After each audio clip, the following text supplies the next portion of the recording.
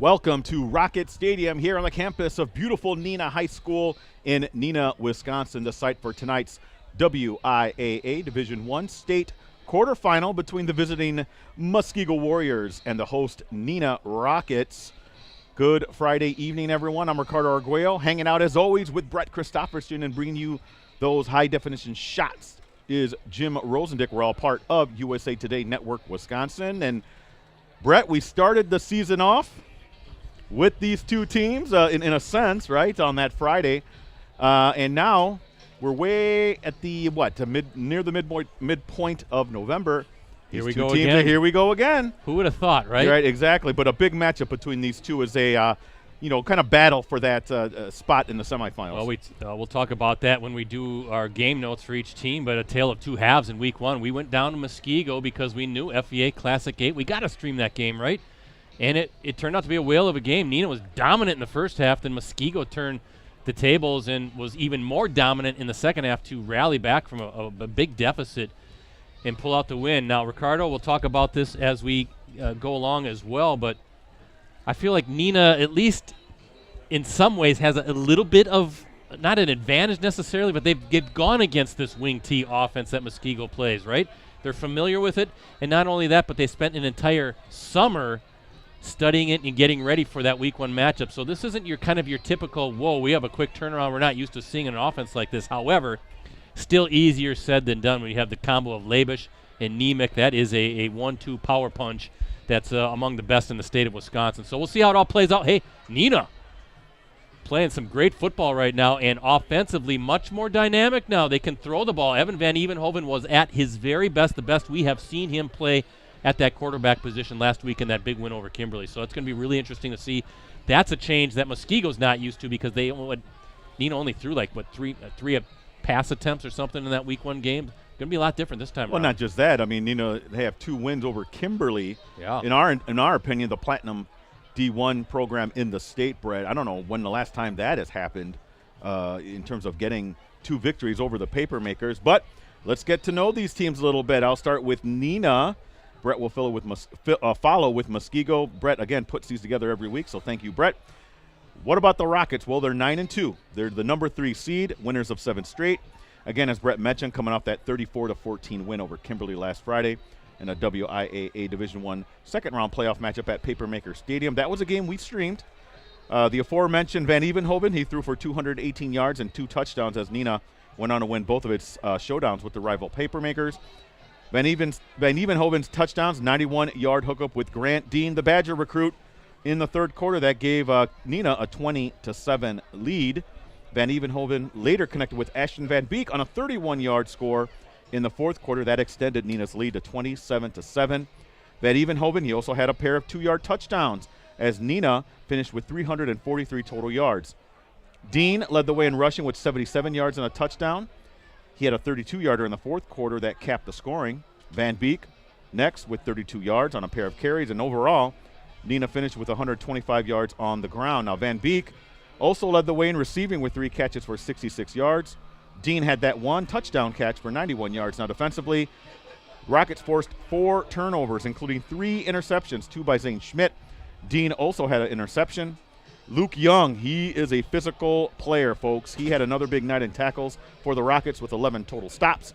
Hunter Weinke was next with 9 tackles and a sack. Nate Cramp also had a sack for Neenah.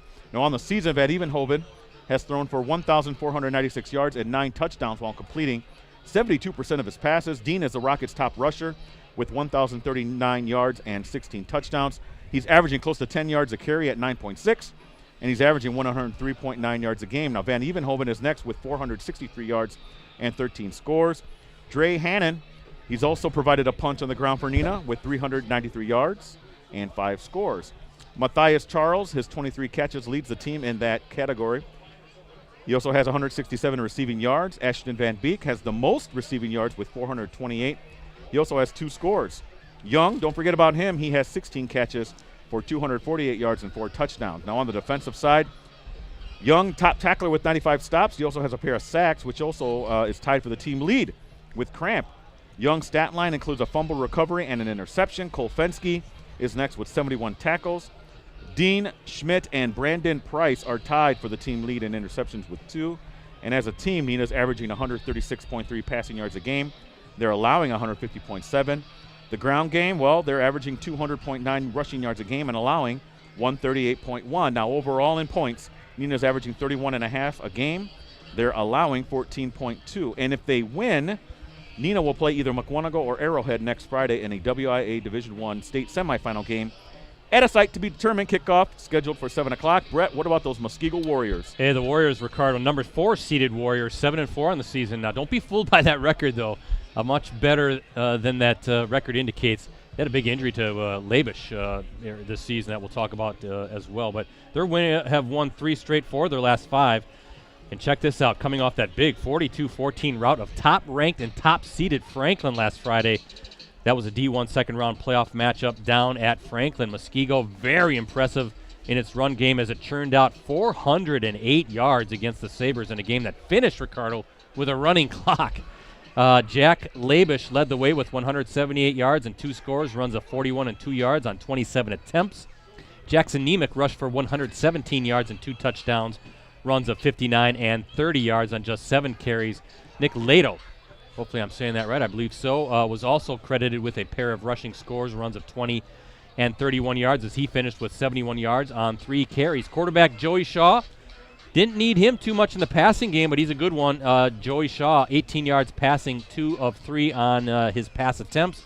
Nemec and Ben Creel each had a reception in the win. Defensively, Brian Wynn led the way with 9 tackles and a sack. Brody Axelson was next with 8 stops. Liam Shaw, one of the best defensive linemen in the state of Wisconsin.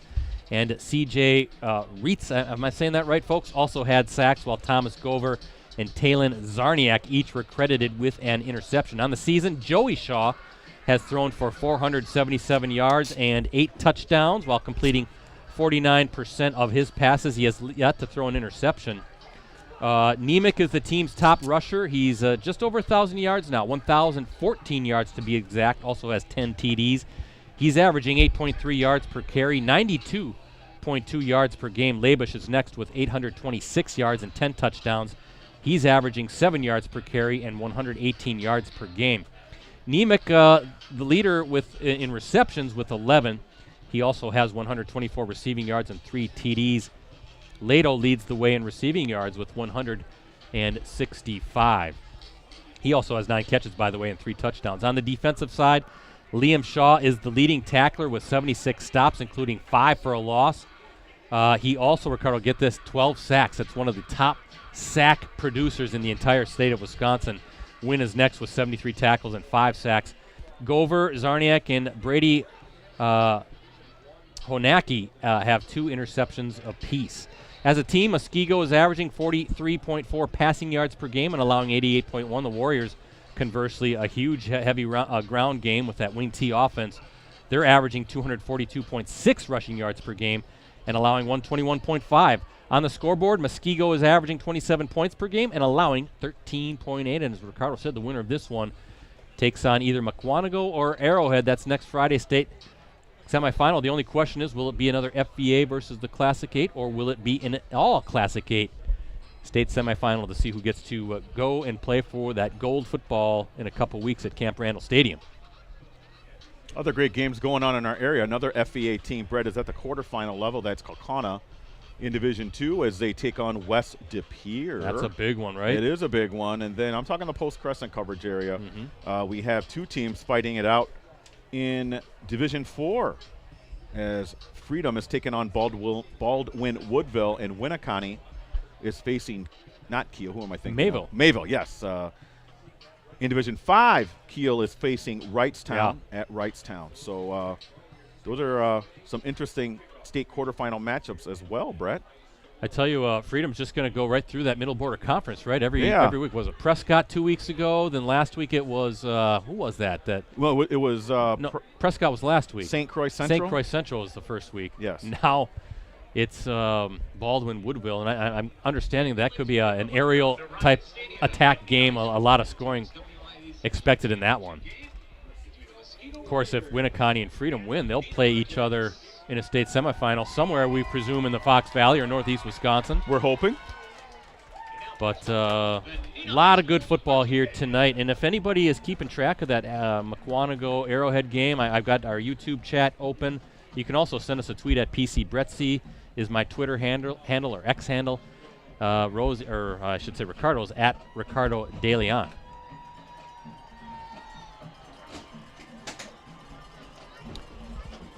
Great setup here at Rocket Stadium. You can see the Muskego Warriors trotting onto the field, and by the looks of it in front of us, you can't see it. It's just one-sided stands, but it's a huge grandstand here, and it looks like it is jam-packed. We'll talk more about tonight's game in a moment, but first our national anthem, courtesy of the Neenah High School Marching Band.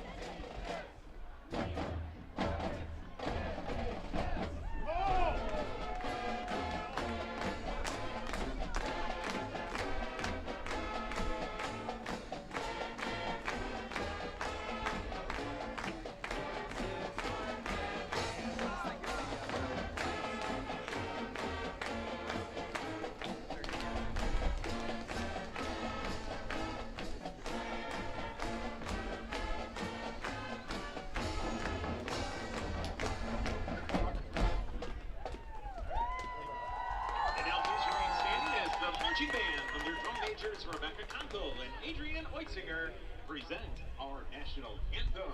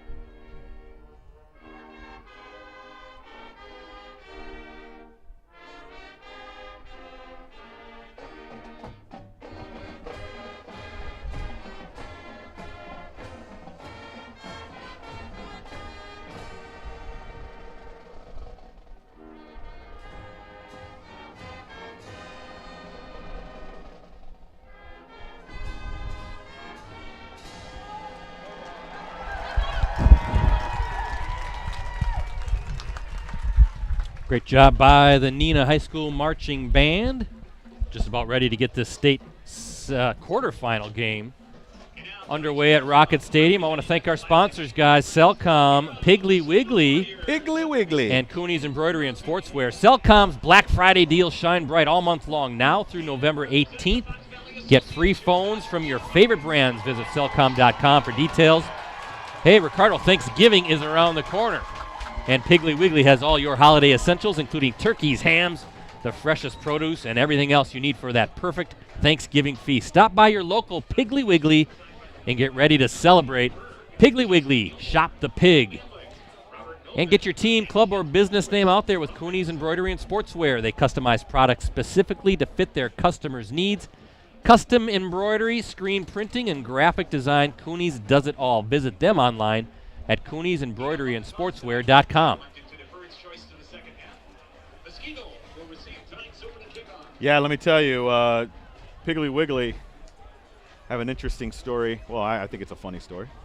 Family from California came here visiting. This was a while back, 10, 15 years ago, Brett. They'd never heard of Piggly Wiggly. Really?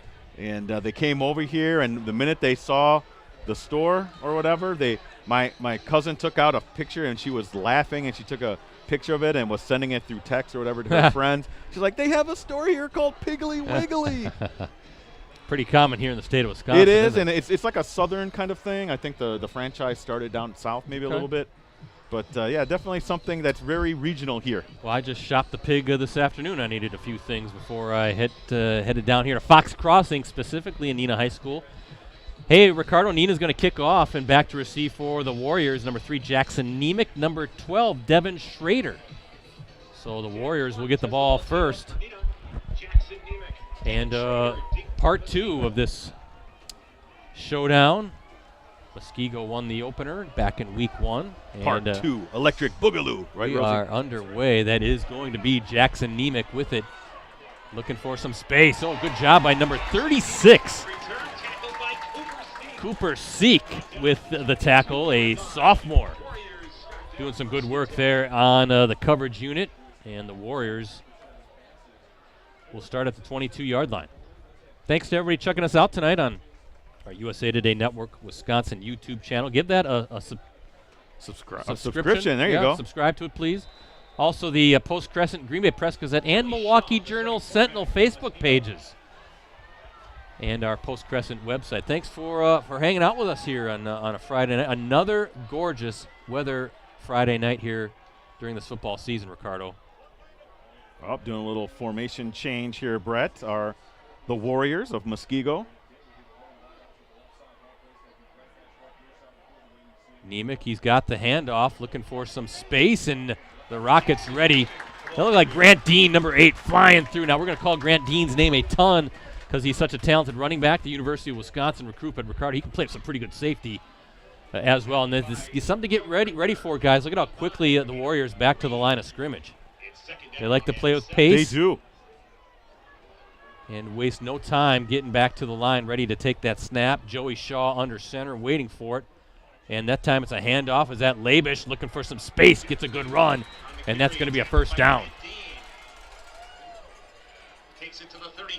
Jack Labish, a senior fullback, a little bit more on him as well, but he missed some time, and you can kind of see that brace around his right elbow. But when he went out, the Warriors' offense sputtered. Now that he's back in, it seems like they're clicking on all cylinders. Handoff, that's Labish again, looking for some space. Jack Labish on the carrier. Henry St. Clair in on the stop. There you see, they don't mess around. No, they are back A gain of 4 to the line quickly. And how do you prepare for that? I know you played them in week 1, Ricardo, but still, it's such a different tempo and an offense than anybody else plays, certainly in the FVA. There's a ball fake. That's Nemec looking for some space. And he's out of bounds. I think he's got the first down. But Ricardo, Joey Shaw, boy, he just does so good of a job at running that wing tee, doesn't he? He's ball deception and you just don't quite know where that thing is going to go and who's going to take it. 3rd down and 1. Shaw this time, just a straight handoff. And Labish, he's got the first down. Carlson again on the stop. Gain of a yard, that's all he needed. And it's got to be a fun offensive play. You played in it in high school, didn't you? I did. Back in the early 90s at Old Amro High School, we ran the wing tee, a lot of bellies and waggle passes, that kind of thing.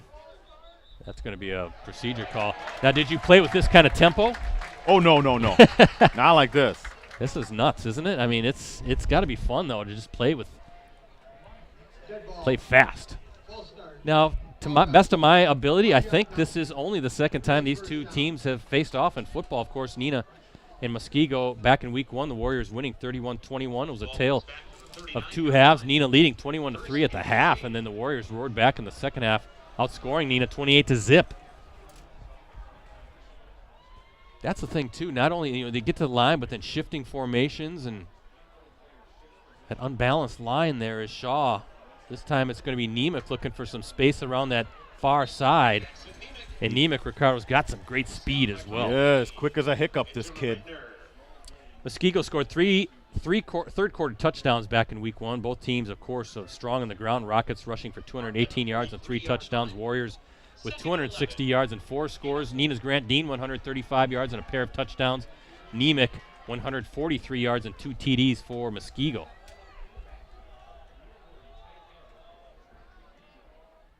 Shaw waiting for it. This time it's going to be a handoff. That's number 2. He's got some space. And he's got the first down in Neenah territory. That's Nick Lato getting his first touch, the senior running back. That was really blocked well on the perimeter, Brad. You saw the offensive lineman of Muskego just getting out there, getting in front of their defenders and making a nice rail there. Muskego, a playoff participant every season since 2017. We're not including that 2020 year. A 17-yard gain on that run, Brett. Shaw this time, and looks like is he gonna run or is he gonna pass? So he's thinking about it, still on his feet, and finally, no, he's carrying the pile. What a run by Shaw, Ricardo. He wanted to throw that ball. Well defended in the backfield for the Rockets, and then just kind of danced around, found some space, and a plus play for the quarterback. And if you're Muskego coach Ken Krause, Ricardo, you're loving this because you're getting just good chunk yardage really on every play, and offense playing in front of the sticks right now. There's a trip. I think Labish, I don't know if he tripped on the quarterback or just tripped on his own feet, but third down coming up. Yeah, maybe the field got him there, Brett.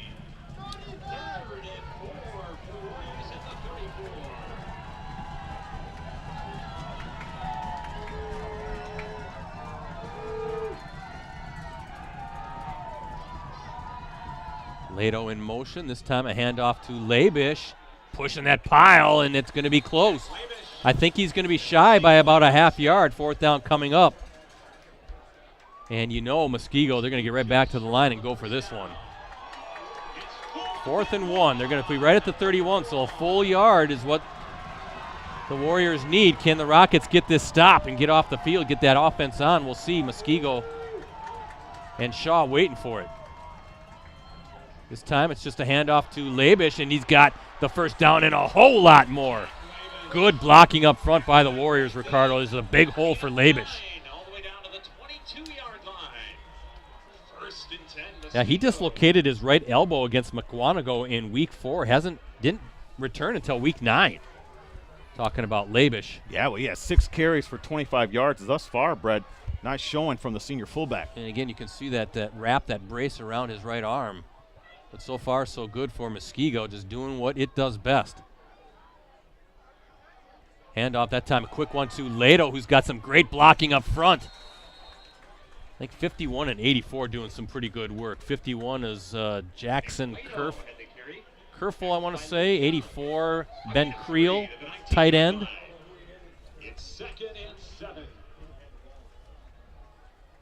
3-yard carry and makes it a 2nd and 7 situation, Brett, here. Nice long drive for Muskego. If you're a Warriors fan, you got to like how this has started. Right, almost approaching the 7-minute mark, so 5 full minutes with the football here to open the game. This time, good deception there, and Nemec cuts it back inside. He'll be short. Boy, Shaw just sells that so well. He just hides the ball. He crouches down. You're not quite sure who's got it. Got to be tough for the defense, Ricardo, to just really read and react quickly. Nemec 4 carries, 19 yards. I have him unofficially for.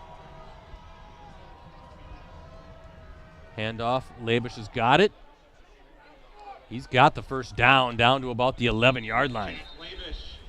Yeah, Labish, the Warriors lost 3 of the 4 full games Labish missed. In those 3 losses, Muskego scored just a combined 10 points. Of course, Warriors also losing to Muskego, the game in which Labish was knocked out with the injury. So you can see the importance of him in the success of this offense. Can still get a first down inside the 1, can Muskego, Brett. That's Nemec with it. Boy, good cut inside. And that line doing some great work. Yeah, since Labish has been back, coming into the game, he has rushed for 467 yards and 6 touchdowns in those 3 games. And Muskego has scored a combined 134 points over those 3 games.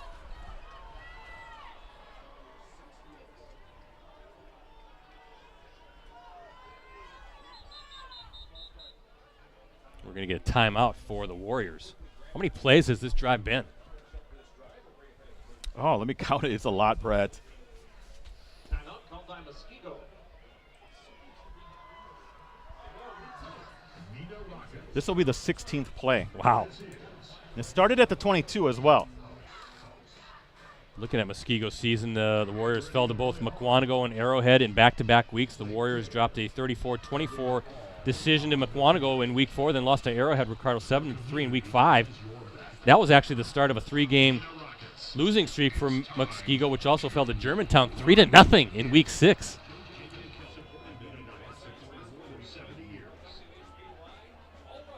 We all remember that the state championship run for Muskego as well. I said they've been a playoff participant every year since 2017. That includes back-to-back state titles in 18 and 19. They topped Kimberly in 18 to snap the Papermakers' streak of 5 straight state titles, and then they beat Bayport 21-10 in the 2019 title game. Also had a 41-game winning streak over that span. A lot of success.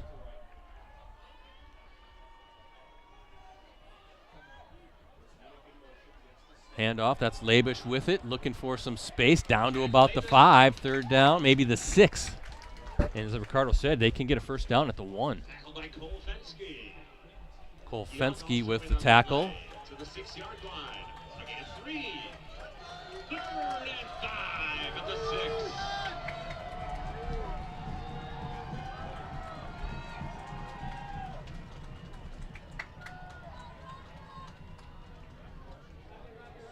Nemec has got, no, that's Lato, I think. 6-yard touchdown run for Lato, Ricardo, and what a drive and what a way to start this game for the Warriors.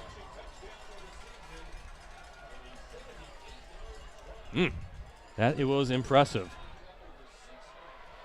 17 plays, Brett, 78 yards. Wow. This is their game, though. That's the kind of game that they play, that incredible wing T offense, the throwback. Gabe Walden in for the PAT.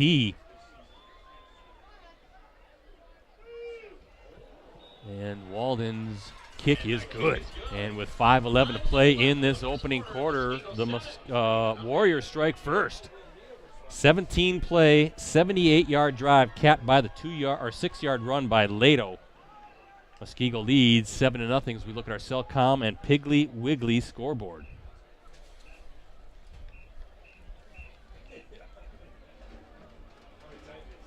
You know, it's one thing, Ricardo, to run that offense, but I mean, you got a big line, and an excellent quarterback, athletic quarterback, and then 3 guys that have speed and power. Always shifting at the line before the snap. I mean, wow. Mm-hmm. That's impressive. No doubt. So the Rockets find themselves in an early hole. 5:11 left in the first quarter. 7-0 Muskego. State quarterfinal game winner moves on to the state semifinals, Brett, and 1 win away then at that point from a berth in the state finals. West Appear on top of Kokona, 7-0. Looks like our colleague Mike Sherry at that one. That's in Kokona, just up the road. That's going to be a high-scoring game, too. It should be. Well, let's see how the Rockets can answer. And how do you adjust if you're the defense, right? You know, these guys are checking things out and looking at all the huddle feeds. And that is number 6, Zane Schmidt, looking for some space. Good tackle there by, looks like number 10 for Muskego. Cole Reed, the senior, coming in quickly and bringing Schmidt down. Brett, we're all tied up. Well, Kokona, West Appear, 7-7. That will be both teams in the 30s, you got to say, for that one? Probably. And, yeah, I'll keep looking at the YouTube chat if anybody knows that Arrowhead McWanago score. Bayport Marquette, too, I'd be interested in. Winneconne and Freedom scores as well. Well, let's see. Evan Van Evenhoven claps his hands, handoff. Not much doing for Grant Dean. Look like McCullough there, number 90. Brought down by Nathan McKinnon. Nathan McKinnon as well, Also in on the play. helping out McCullough. Both guys teaming up. McCullough, one of the leadership members of the Muskego Warriors. 2nd down and 9. A 1-yard pickup for Dean, the University of Wisconsin recruit. Well, he and Van Evenhoven were sensational last week, looking like maybe a little option game. Yep, there's option pitch. And the Warriors read it perfectly, Ricardo. Really strung that out. And now you have 3rd and long. Boy, could you script a better start for Muskego here. Long drive to open this game, and now a chance to get off the field here in 3 and out. Ball went out of bounds for a loss at the play. Actually, ball, I guess, squirted out of bounds, Ricardo, far sideline. So 3rd and 10 now for Neenah here in kind of a big moment right away. So a fumble out of bounds, huh? Right. So losing a yard on that fumble makes it 3rd and 10, and this is a big 3rd down pickup is Van Evenhoven. He's going to rainbow one down to, almost a great caught, catch. Pass is incomplete. That was number 14 leaping up, Matthias Charles, the sophomore. Almost came down with an acrobatic catch instead. Falls incomplete, and Muskego, Ricardo, gets a 3 and out right away defensively and in complete control here early on. Hunter Weinke's on the punt for the Rockets. Jackson Nemick. Devin Schrader deep for the Warriors. Nemick and Schrader back for this punt.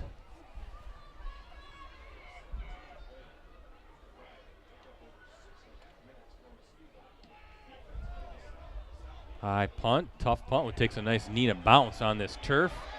Really skipping down to the 19-yard line. That's number 19, Hunter Weinke with the punt. And flipping the field at the very least are the Rockets. Now they have to hope this defense can make some adjustments and slow down a Muskego offense that's just been humming throughout the playoffs so far.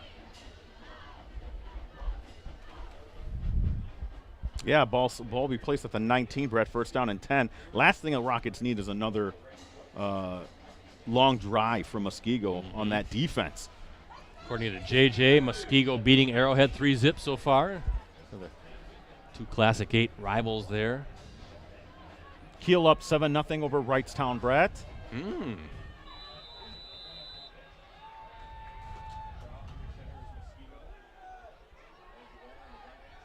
So 1st down and 10 for Muskego.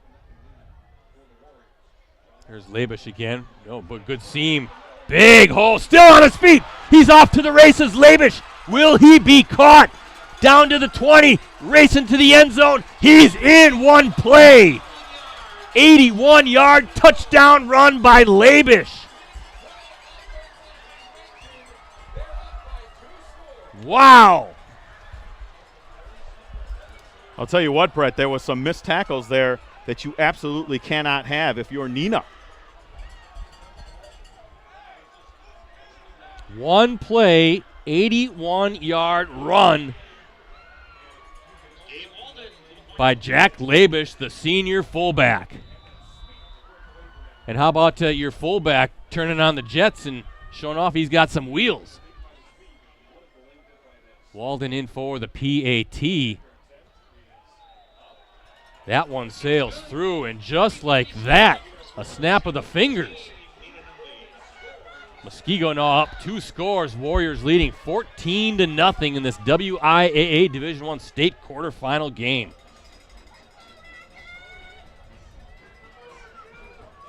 I know there's a lot of ball game left, Ricardo, but if you're the Rockets, you got to be a little shell-shocked right now. I would be as well. I mean, don't discredit anything that Labish did, Brett. He was breaking tackles. But if you're the Neenah defense, you can't have those kind of breakdowns. You can't. That's a fullback. I know he's an outstanding player. But that's inexcusable if you're the Neenah defense. We'll see if they can tighten things up. Well, and just as important, you got to get that offense now. It was a 3 and out. So the Warriors open the game with a 17-play, 78-yard touchdown drive, capped by the 6-yard run by Lato. Defense forces a 3 and out, and one play 81 yards later, Labish is dancing in the end zone, celebrating with his teammates, and it's already 14-0 Warriors with 3:57 still to go in this opening quarter. That ball is going to sail right into the end zone, so the Rockets will have it at the 20-yard line, and in desperate need of some sort of rhythm offensively. So 1st down and 10 at the 20 for the Rockets. Brett, I hate to say that they have to score on this drive, but you kind of get the feeling like the last thing you need is go down by 3 scores. I mean, that's what, 78 and 81 yards. That's what, 159 yards rushing already, Ricardo, this quarter? Yeah, they have in Labish with 111 yards and 9 carries. Wow. Well, Van Evenhoven dropping back, looking downfield, and caught Dean. And that's a good start for the Rockets right at the 40-yard line. Good protection. Van Evenhoven really doing a nice job just stepping into his throw and putting the ball where the athletic Dean can kind of leap up and make the grab.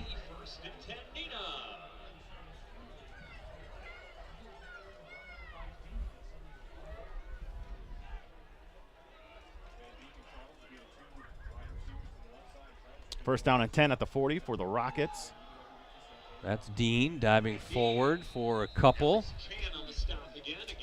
course, Neenah beating Kimberly last week. Neenah stopped 2 streaks this season against Kimberly, right? The Rockets' 29-28 victory over the Papermakers. That was back in Week 7. That snapped a 19-game losing streak for Neenah against Kimberly. Rockets hadn't beaten the Papermakers since the 05 season, and then the Rockets' 34-14 win over Kimberly in last week's second-round playoff game was Neenah's first postseason victory over the Papermakers in 5 tries all time. The two teams facing off in the playoffs the last 3 years. Van Evenhoven scrambling, gets around, dives forward. 3rd down coming up.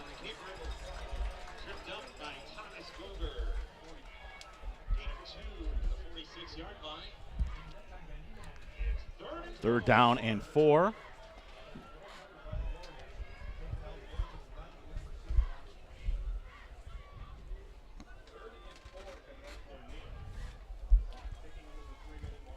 Carlos, a big pickup or a big 3rd down already for the Rockets.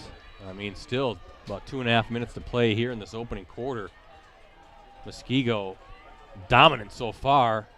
Play fake. Van Evenhoven looking for Matthias Charles, and that's a 4th down coming up. And here comes the punt team. Last thing you want to do right now, right, is punt this thing away to an offense that right now looks unstoppable. Looks tougher if you're the Rockets right now because defensively you've been hit with a long drive, then you've been hit with a explosive one play, right? Yeah. So now you're a little disoriented. And only 1 first down offensively in your 2 possessions. A little bit of what happened there on that punt, Brett? I don't think he got the full leg under it. And the punt goes out of bounds at the 33-yard line. Muskego will start there, 1st and 10. 2:21 left here in the first quarter. First down and 10 for Muskego. It's been all Warriors so far, Brett. This team, again, barely got into the playoffs, Brett, am I right? They had to have a few things go their way in terms of the tiebreakers, things like that. But to me, they're looking as tough as anybody. Well, again, having Labish back full strength seems to make all the difference in the world. As Labish this time, no, he squeezes through, still on his feet. Looked like he was bottled up right at the line of scrimmage, but boy, he is strong.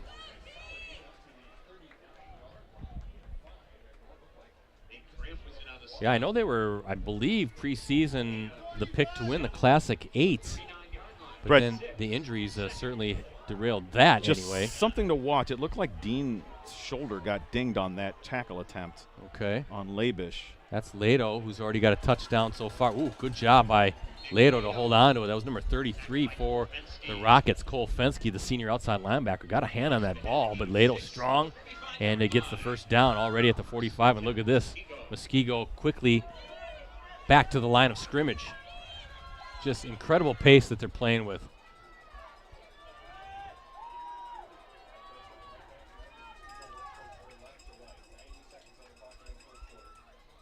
This time it's Neenah, again finds that seam and so quick, and he's nearly breaking that one free already in Neenah territory at the 45. So in 10-yard gain, I mean, they're just ripping off these first downs in a hurry here, Brett. And if you're the Rockets, you got to somehow hold them out of the end zone here. Yeah, if you're Neenah, somehow come up with a turnover. Try to change the momentum. Right now, it's just kind of as Labish. It's kind of a carbon copy of what we saw down in Muskego in that Week 1 game, where in the second half, the Warriors were just unstoppable. Second and 7.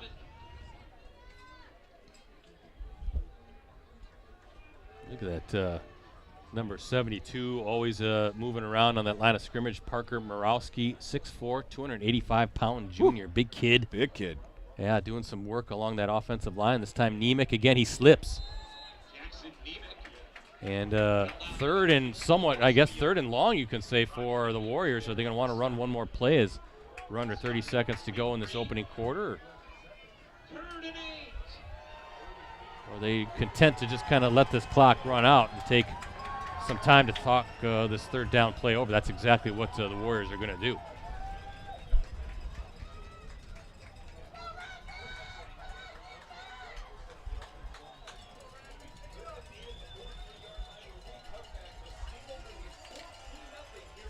So that officially ends the opening quarter, dominated by the Muskego Warriors. They'll have third and 8 coming out of this timeout, this quarter break, as we look at our Cellcom and Piggly Wiggly scoreboard.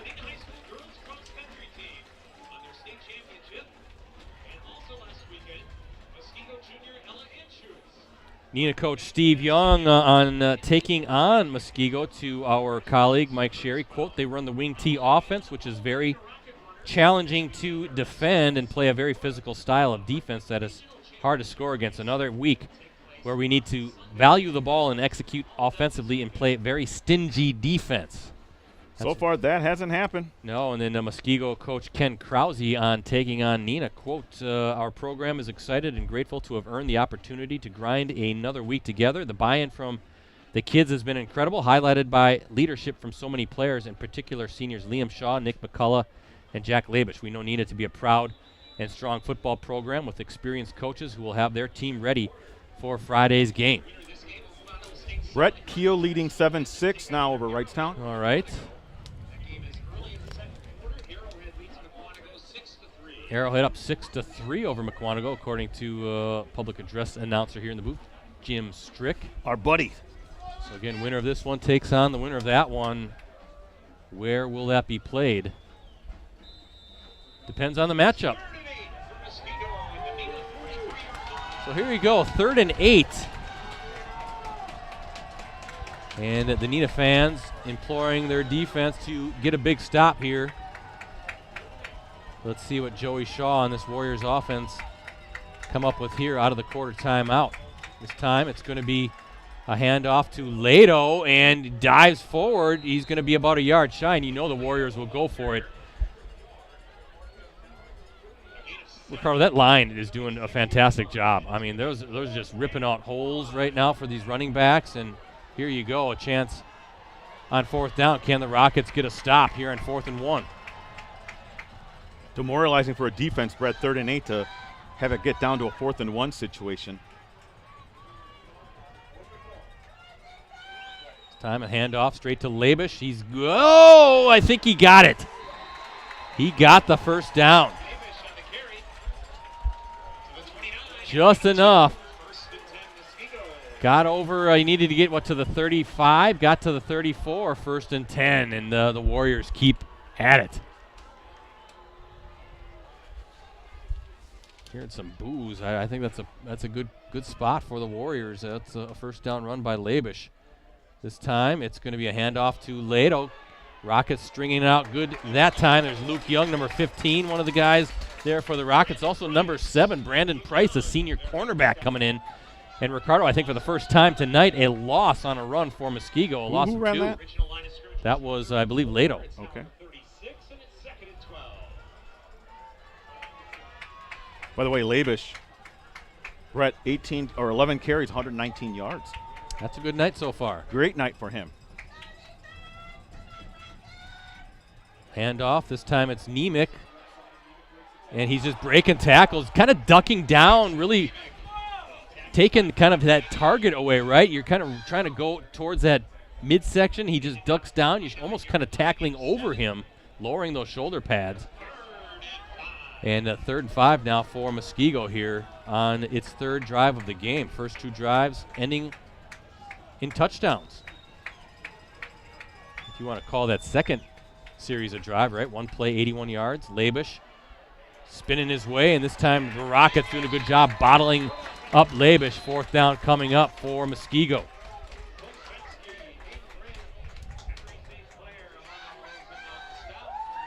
Fourth and 5. Are they looks like keeping the offense out there on the field, Brett?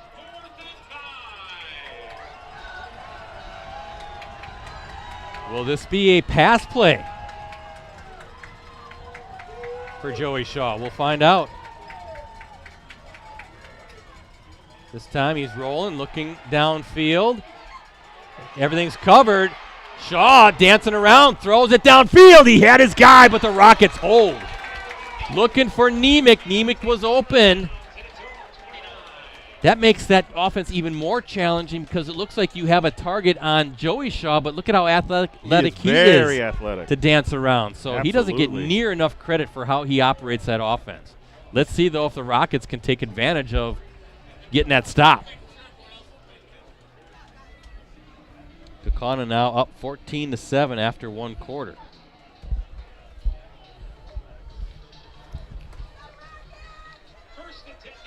First and 10 at the 29 for the Rockets. Brett, need to score here if you're the Rockets. Yeah, there's Dean. Look at him go, dancing around, still on his feet, near midfield. He just kind of weaving his way, right? Gets into that second level, gets some open space. Then if you're the opponent, your heart kind of flutters a little bit, right? Skips a beat when you see him. Gain of 19 yards for Dean. Yeah, then finally brought down near midfield. I thought maybe, Ricardo, he had a chance to kind of bust that one free. Good job by Muskego finally to bring him down, but he just glides when he runs. Limited carries for him, 3 carries, 24 yards for Grant Dean. Nearing midfield for the Rockets. This time Dean again going around that left side and moving the pile. He's got a first down in Muskego territory.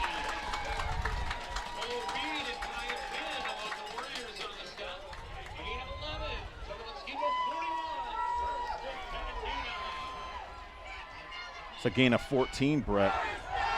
Dean, 19 touchdowns in total this season, 16 rushing, 2 receiving, 1 kick return. Of course, the University of Wisconsin recruit, he comes in with 1,039 yards on the season, 16 touchdowns in 10 games, and overall 3,300 plus yards, 3,324 career rushing yards, 44 rushing touchdowns, 54 career touchdowns, Ricardo, between rushing, receiving, kick, and punt returns. Trying to go back, and it's intercepted. Intercepted by the Warriors. That's number 15, Jack Cardellis, the junior defensive back. I don't know, Ricardo, if there was miscommunication there on the throw. That was Ashton Van Beek, the intended receiver, but that throw wasn't, I don't think, where maybe Evan Van Evenhoven thought Van Beek was going to go. And credit Cardellis really doing a nice job adjusting and getting the interception. That's you couldn't have described it better there, Brett. Definitely looks like miscommunication. Either way, it's an interception. And right now, Muskego has whatever momentum Neenah had, Muskego has grabbed it right back. So 1st and 10 now after the turnover. Shaw hands off to Labish dancing around. Oh, boy, that's a big hit.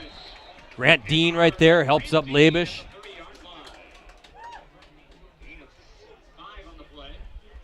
That was a pretty good collision there between Dean and Labish.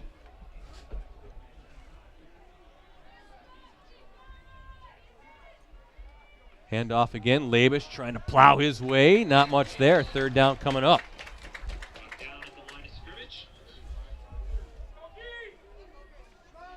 Neenah, a playoff participant now every season since 2014. 3rd and 5 at the 30. Trying to get to the state semifinals for the first time since 2004. This time Nemec looking for some space, and that's Luke Young there trying to wrap up Nemec, and that is going to be a 1st down run. Just enough to move the chains.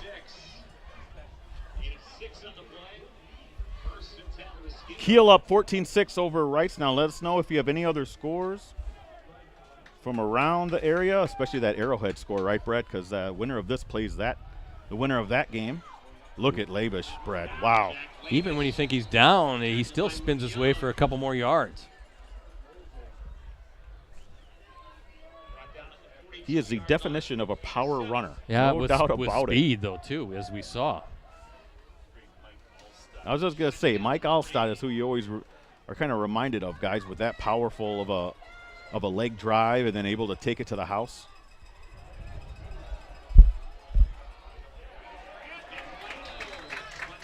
Lato dropped. Tackled at the 43-yard line. No gain on the play, and it's 3rd and 3.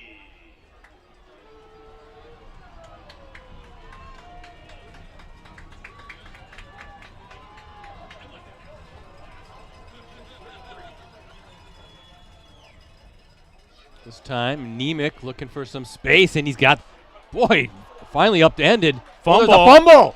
Who's got it? Still loose on the turf. And I think the Rockets got it back.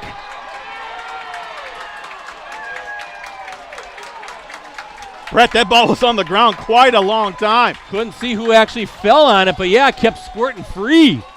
I think it popped out. Looked like Nemec had the 1st down run, Ricardo, but then he got it kind of upended on a tackle. He did get upended, yeah. And that's when it must have been punched loose. And the Rockets now return the favor defensively with a turnover or a takeaway of its own. Well, boy, they needed a defensive break, Brett.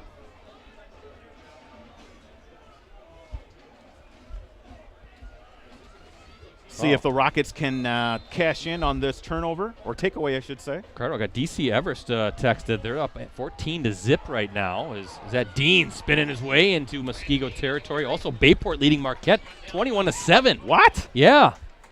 Good for Bayport, but wow, that's a little bit of a surprise.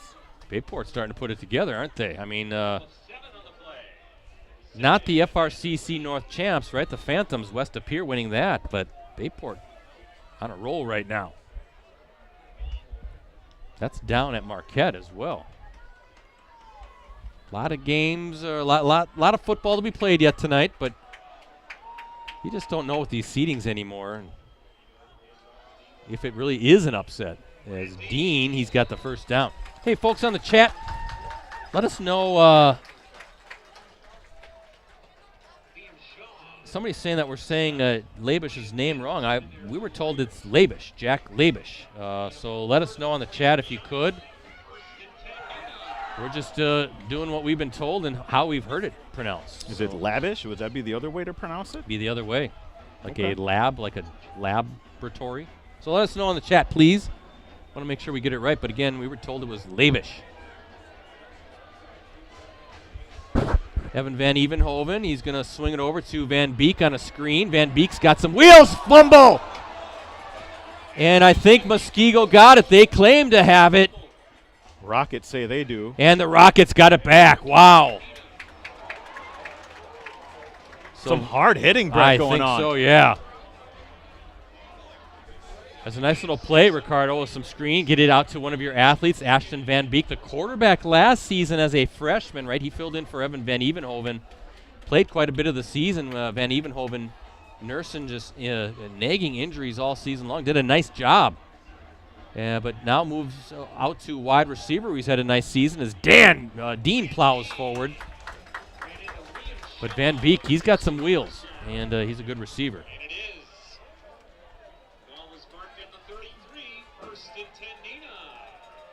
We were told now, we're saying that Lato, that's what we were told, Lato, so let us know what's going on, please.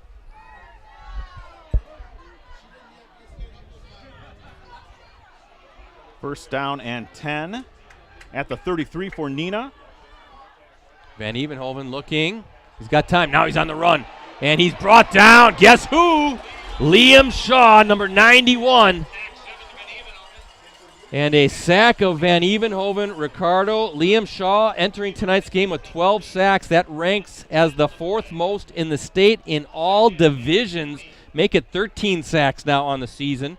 He's had at least 1 sack now in 8 games so far. His highest sack total in a single game was 4, which he did against Oak Creek back in week 1. No sacks against Neenah. I should say Oak Creek in week 2. No sacks against Neenah in week 1. Brett brings up 2nd and 20. That was a 10-yard loss. And for an offense that has sputtered a little bit, this could be something that derails this possible scoring drive.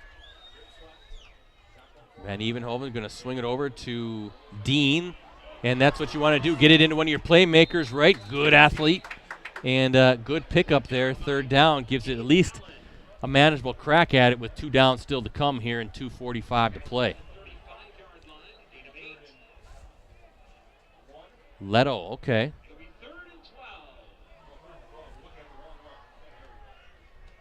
Labish. Okay, thank you, Caden. He says he's Jack's brother, and you pronounce it Labish. All right, we apologize. We were told it was Labish and Leto, so it's Leto and Labish. Leto and Labish. We got it. They're cops. Sorry, this sounds like a TV show. 70s sitcom, right? Yeah. Leto and Labish. Appreciate your patience with us, folks. Just want to make sure we got it right. Thought we had it right.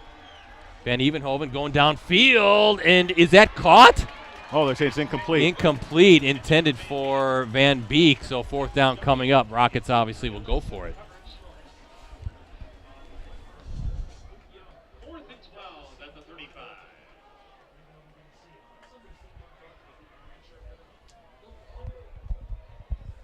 Now I'm seeing it's Labish. What is it, folks? Is that the Muskego radio station next to us? We can maybe ask them. No, that's the score next to it us is, here. okay. Yeah. Also, if we can shout out Caleb Parrish. It's his birthday today. Happy birthday, Caleb. We'll give you a shout out, especially if you give us the pronunciation. So is it Labish or Labish? We've had... I say let's stick with Labish. That's what we were told. Anyway, Van Evenhoven, 4th down, going for it. He's looking left side. Rainbow's one, looking, and wow! That's a catch! That's Van Beek with an incredible catch near the goal line on 4th down, Ricardo.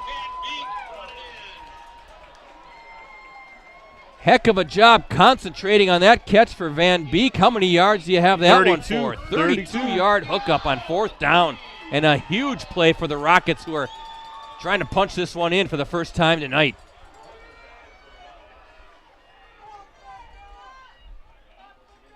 Van Evenhoven, look, he's got a block. Dean's blocking. Van Evenhoven in for 3-yard touchdown. Rockets now on the scoreboard.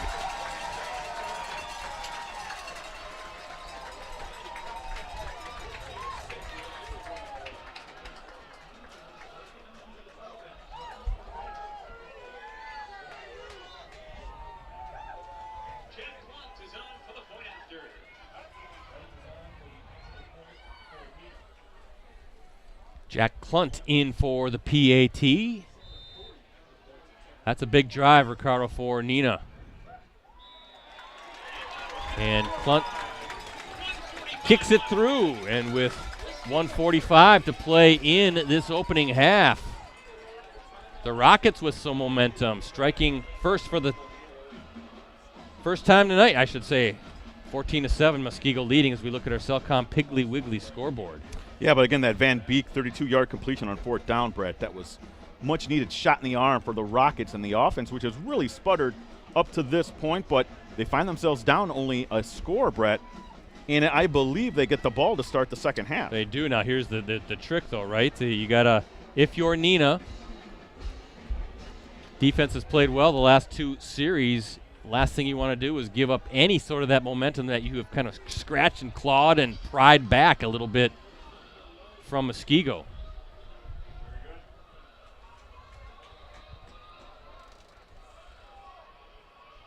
Brett, Kiel, and Wrightstown all tied up at 14. That's late in the second quarter. See if I can see this Winneconne Mayville score.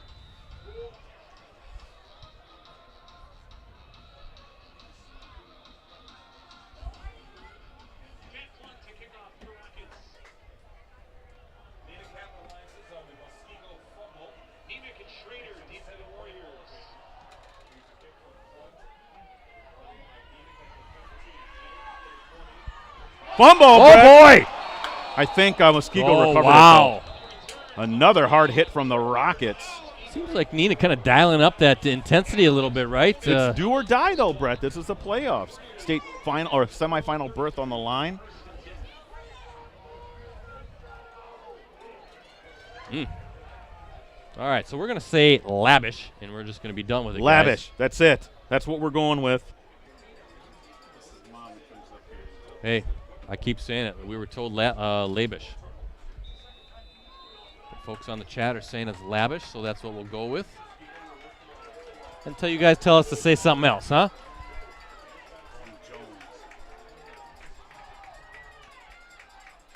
This time, handoff to Labish right there, diving forward to about the 35-yard line. And clock running. Muskego with 2 timeouts to use up here. And now Ricardo Warriors in no big rush.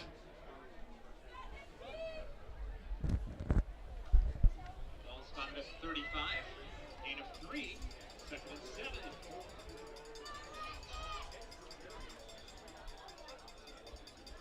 Handoff, Labish again, squirts his way through, bulldozing his way near the first down, might have gotten it. Looks like they'll spot it right at the 42. That should be enough to move the chains. Oh, he's a bull. He's a big dude. I mean, you hear the cliche bull in a china shop. That's how he runs. He is just incredibly powerful with those legs. It's a heck of an effort to bring him down. 1st and 10, Brett, at the 42.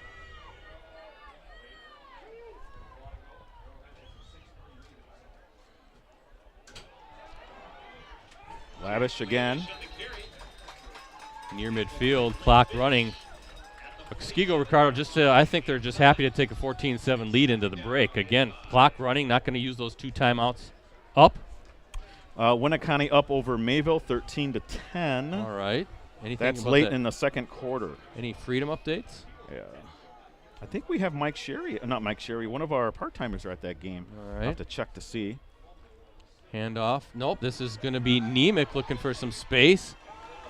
You see what Nemec did? Yeah. he put both hands over the ball. Don't need to have any kind of fumbles or anything. There you got the scores right across from us. Arrowhead beating Mukwonago 6-3. Everest over Wanakee 14-zip. Bayport on top of Marquette 14-7. I thought that was 21-7. Well, that's what they have here at Rocket Stadium. And what we have here is we've approached halftime, or at halftime. There's a good shot at it, Rosie. Neenah trailing Muskego 14-7 in this WIAA Division I state quarterfinal game at Rocket Stadium as we look at our Cellcom and Piggly Wiggly scoreboard. We'll talk more about tonight's game and everything we have coming up digitally at USA Today Network Wisconsin after these short messages. Celebrate the season with early access to Cellcom's Black Friday sale. October 22nd through November 4th, choose from phones for $1 per month, plus every phone is on sale. It's technology with a heartbeat. Visit cellcom.com for details. Promote your business, unite your team, or just get your name out there with help from the professionals at Cooney's Embroidery and Sportswear.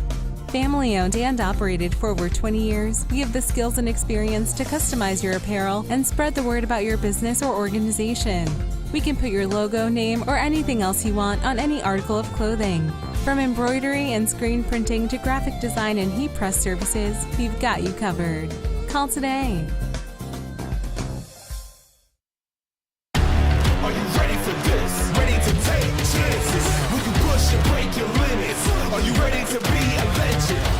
Are you made for greatness? Writing history? Are you ready for this? Are you ready for this? Born to be a champion. Never to change the system. We start a revolution. This is your moment. Are you ready to fight? Want to reveal yourself? This is the time for glory, for greatness. Are you ready for this? Yeah, we them girls, we shout it from the top, top, top. Yeah, we them girls, you know we never stop, stop, stop.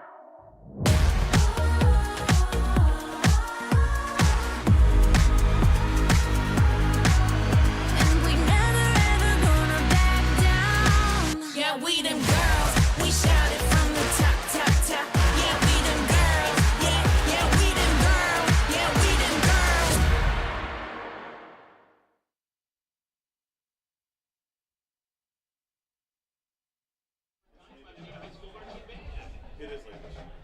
Welcome back to Rocket Stadium. We look at our Cellcom Piggly Wiggly scoreboard. Muskego leading Neenah 14-7 in our WIAA Division I state quarterfinal showdown at Rocket Stadium. Again, thanks to our sponsors, Cellcom. Get those stocking stuffers ready with buy one, gift one free on all connected watches, tablets, and cameras. Mix and match to spread the love and cheer. Visit cellcom.com for details. Thanksgiving is around the corner, and Piggly Wiggly has all your holiday essentials, including turkey. Oh, hold on, folks.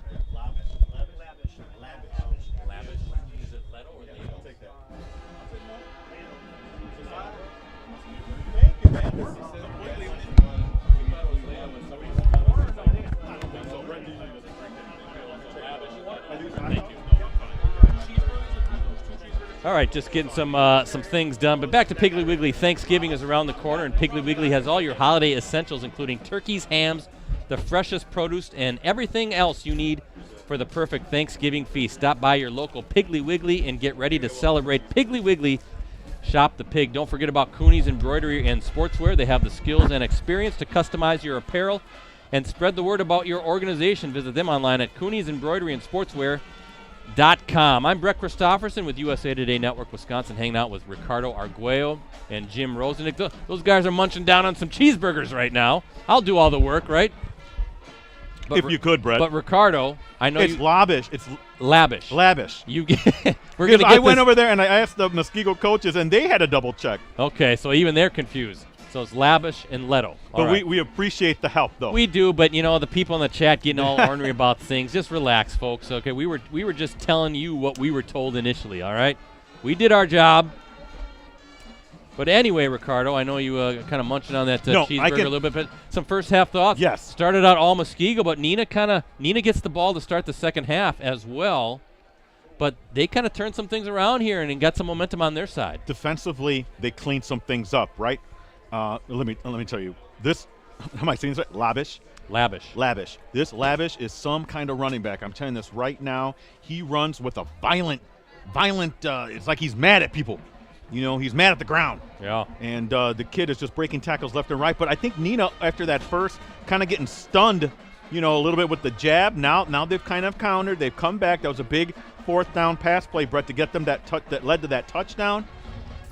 Listen, it's to me it is important that they do something with this first drive. At the very least, drive a little bit, get some cup, because the last thing you want is a short field for Muskego.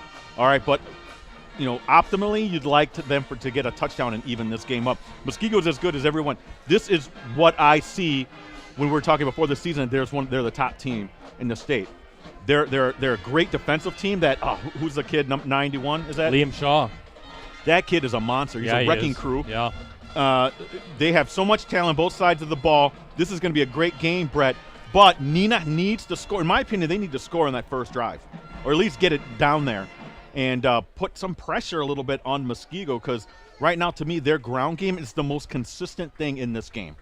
I agree, and I like, though, that Neenah stuck to its guns, right, especially offensively. Wasn't going as well as maybe they'd like in that passing game, but they kept at it, and Van Evenhoven to Van Beek was at a 32-yard hookup to set up the touchdown run there by Evan Van Evenhoven, the 3-yard run late here in the second quarter. That was, I think, critical. That was a fourth down play as well. That was a big hookup between the two. And, again, that's something that's a little bit different than Muskego is used to as far as game planning, I guess, for Neenah, Ricardo. That week one game, Neenah, not much as far as passing at all. That's a part of the Rockets game that has really grown and maybe loosens things up for both Van Evenhoven and certainly Grant Dean to kind of get some more yards or just find more of running holes, running lanes to the defense just can't stack the box, right? Fill the box. They got to honor the fact that the Rockets can throw the ball a little bit and loosen things up.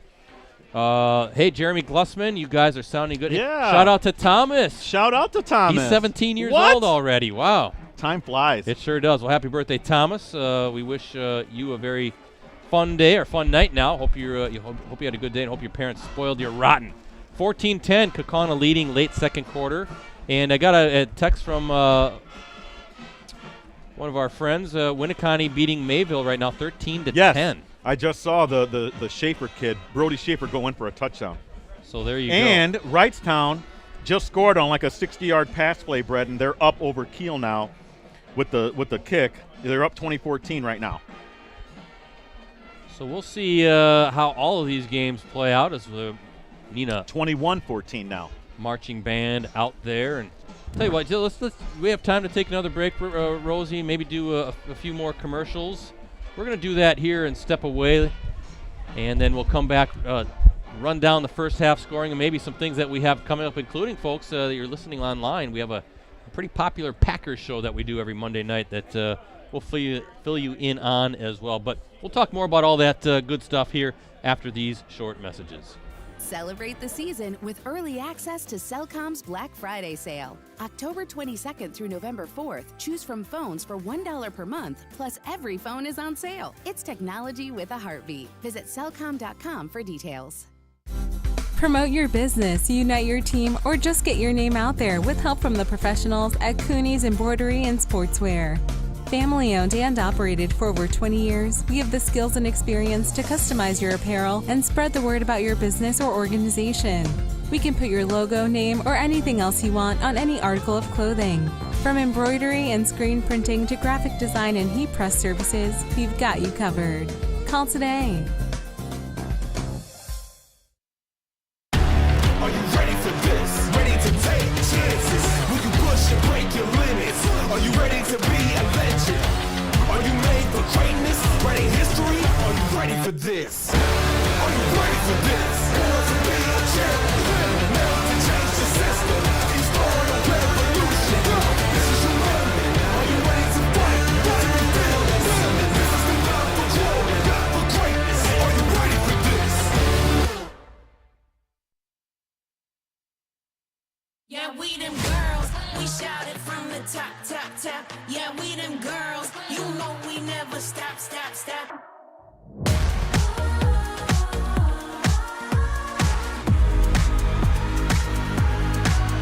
And we never ever gonna back down. Yeah, we them girls, we shout it from the top, top, top. Yeah, we them girls, yeah, we them girls, yeah, we them girls.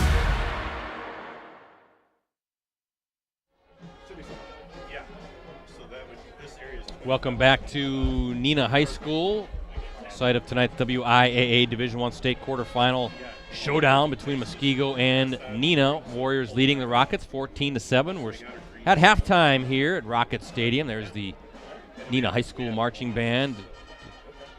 We do such a great job here all season long, and then the pep band as well when we turn to our basketball streams. We got some basketball games coming up in the not too distant future, but we want to enjoy this football run for a little while longer. I'm Brett Christopherson with USA Today Network Wisconsin, hanging out with Ricardo Arguello and Jim Rosandick. I think they finally scarfed down their cheeseburgers. I still and got hot a couple dogs. bites left. Well, you finish that up because I want to talk about folks that Okay. if you want to watch a real fun Packers show, well, that's Monday at 6:30. It's called Clubhouse Live.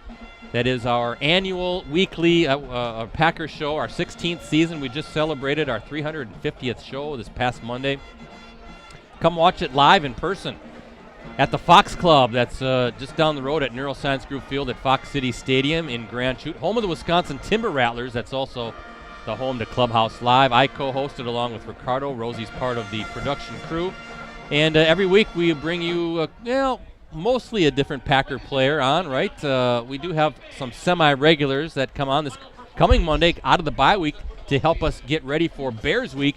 Packers defensive tackle Kenny Clark will be joining us. Admission is free. Parking is free. They got great food and drink at the Fox Club. Gates open at 5 p.m. Again, show starts at 6:30. And if you can't make it to a show in person, you can always check it out online. Any of our USA Today Network Wisconsin websites, Facebook pages, also our YouTube channel. We just had Ricardo Don Mikowski on this past Monday because going into the bye, players head out of town so fast, but the Magic Man joining us. Great time with Don Mikowski. You can check out the replay online. But again, come in person. We have a lot of fun there, and we also give away some great prizes as well. So if you want to see Kenny Clark, check it out. Rashawn Gary the following week is going to be on the show. Brett, can I, before I start talking about the stuff we have on the prep side, just some scores, okay, to read off. Please. This is from our friend Dan Cohn, who's keeping track of everything back at the home office, the mothership there, downtown Appleton. Edgar 15, Lords Academy 0, not surprised there. Bondwell 15, Coleman 7, Grantsburg 21, Regis nothing. That's a little bit of a surprise. Yeah, Regis is always good. We already kind of know the Mayville score, right? Winnicott 13, Mayville 10, Freedom 21, Baldwin Woodville 14. Now, Brett, that's a little bit of an older score with 8 minutes left in the second quarter. So we haven't seen an update yet on that. We know about Wrightstown leading 21-14 over Kiel. Notre Dame leads Grafton 14-6. What else do we have here? We know about Kaukauna, right, Brett, leading 14-10 in the second quarter over West of Pier. Yep. Here we go. Stratford leading Lake Country Lutheran 14-3. Columbus leading La Crosse Aquinas 14-8. So that's what I have so far. And you rattled off some of those other ones like Bayport, right? Yeah. Okay. They show those on the scoreboard here. Well, Brett, if I can, please, let's talk a little bit about the varsity roundtable. Now, we did not have the roundtable this past week because Wednesday I was volleyball boy covering the Appleton North boys volleyball team. Unfortunately, they fell in the state quarterfinal. Now, Brett, it looks like I'll be volleyball boy again tomorrow because Green Bay Preble upset Milwaukee Marquette in soccer. Now, you hear me chuckle a little bit because Marquette is about as a machine as it gets down there. So that is an all-time upset. But they beat them in overtime, 2-1.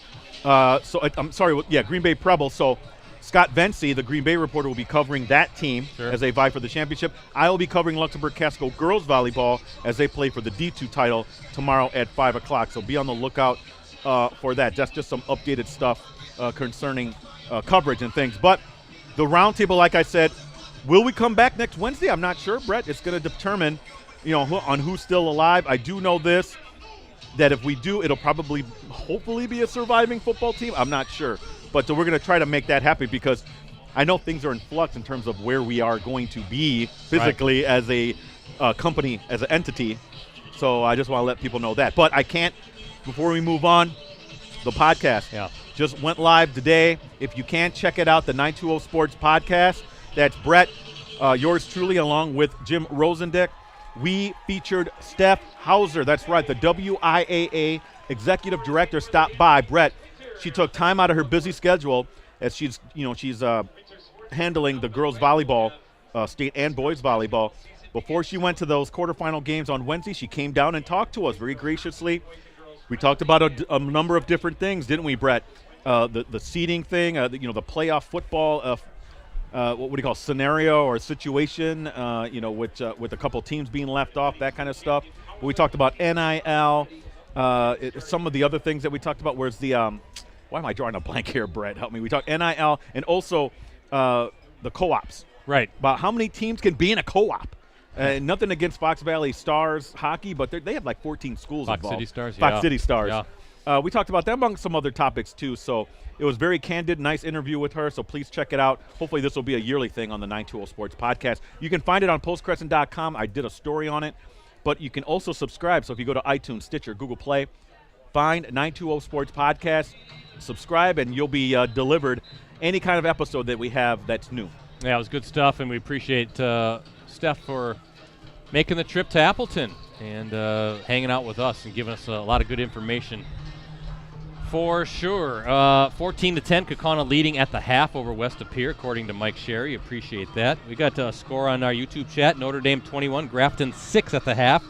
Also a halftime score, Arrowhead leading Mukwonago 6-3. Whoa. Thanks for those who are That's a good game. submitting scores via the chat. Two Classic 8 teams just slunging it out, Brett. Yeah, well, I know there are, 3 Classic 8 teams still around and 2 FEA teams, but keep in mind the FEA's been kind of beating each other up, right? That's Kimberly true. took down Appleton North in or the level 1, first round of the playoffs. And then, of course, Neenah taking down Kimberly last week. So now you start to see the Classic 8 negating itself as well. But Brett, DC Everest leading Wanakee. That's interesting. The Evergreens, remember, back to the glory, Brett, waking up the no. echoes, right? Boy, I want to say before the pandemic, I visited DC Everest to do a story on them for the Central Group, Brett. And their coach was saying this was going to be a little bit of a long process, but they felt really good about where the program was going. They still took their lumps over the last couple of years, but, I mean, what are they, a 6 or 7 seed? And they're handing it to Wanakee right now. Well, that's we've been to Schofield, DC Everest to stream some games, like sectional type stuff in basketball. Or they've got nice facilities there. I believe they have something of I don't know if it's an indoor facility, but kind of a field house-ish type venue, I believe, up there. And so they've got it going on right now, and good for the Evergreens. And there's a good I'm checked that out. Yeah, I was going to say there's a score right up there. You got some Oh, yeah, there we go. Rosie there. Thank you, Rosie, for doing that. But, yeah, you look at the Classic 8, Arrowhead and Oconomowoc winning the conference, sharing it at 6-1. Mukwonago is next at 5-2, and then Muskego at 3-4, along with Pewaukee. Kettle Moraine 2-5, Waukesha West 0-7. That's conference only. Looking at the FEA, Kaukauna, Neenah, and Kimberly all sharing the conference title at 6-1. Appleton North then at 4-3. Fond du Lac 3-4. Hortonville 2-5. Oshkosh West 1-6. Appleton East 0-7. Listen, we were talking about Fond du Lac a little bit a couple weeks ago in the first round playoffs, Brett. We kind of felt Franklin, which, by the way, Muskego thoroughly dominated, right, in that second round game last week. Right. We felt that wasn't going to be a surprise, did we? Because we felt Fond du Lac was scoring some points right, yeah. on Franklin. And remember, that's a Fond du Lac team that got in, it's what did it finish, 5th in the conference or 6th in the conference? I mean, when you're taking Franklin and scoring some points on them, we kind of felt Muskego would get the job done on the second level, and they certainly did. No doubt about it. First half scoring, a 6-yard run by number 2, Nick Leto for Muskego. Then Labish with an 81-yard one-play run. Those are both first quarter touchdowns, made it 14-zip Muskego. Evan Van Evenhoven, a 3-yard touchdown run with 1:45 left to play in the second quarter. That's where we stand, 14-7, Muskego leading as we look at our Cellcom Piggly Wiggly scoreboard. Third quarter about to get underway. Hey, Russ Bartholomew says DC Everest must be very happy that the VFA went away. Remember when there was the combined FBA and the Wisconsin Valley? Yeah, because the Fox Valley Association schools kind of dominated that league. All right, here we go. Should be an interesting final 24 minutes. Schmidt and who else is back there for the Rockets? That looks like number 3, Luke Moran. And, yeah, touchback, so 1st and 10 for the Rockets. On its own 20-yard line is how we'll start this second half.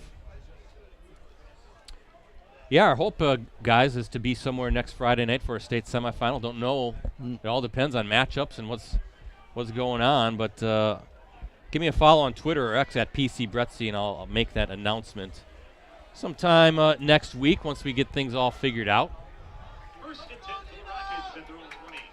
Long halftime, of course. Time for these coaching staffs to adjust, play a little chess here That's a little push pass. I suppose we'll call that, Ricardo, to number 4, Bennett Stuckel, the senior wideout for Neenah.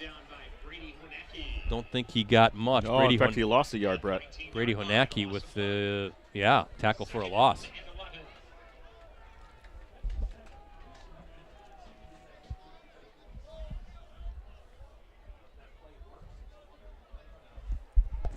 Been lucky all season long with the weather, haven't we? We have. My goodness.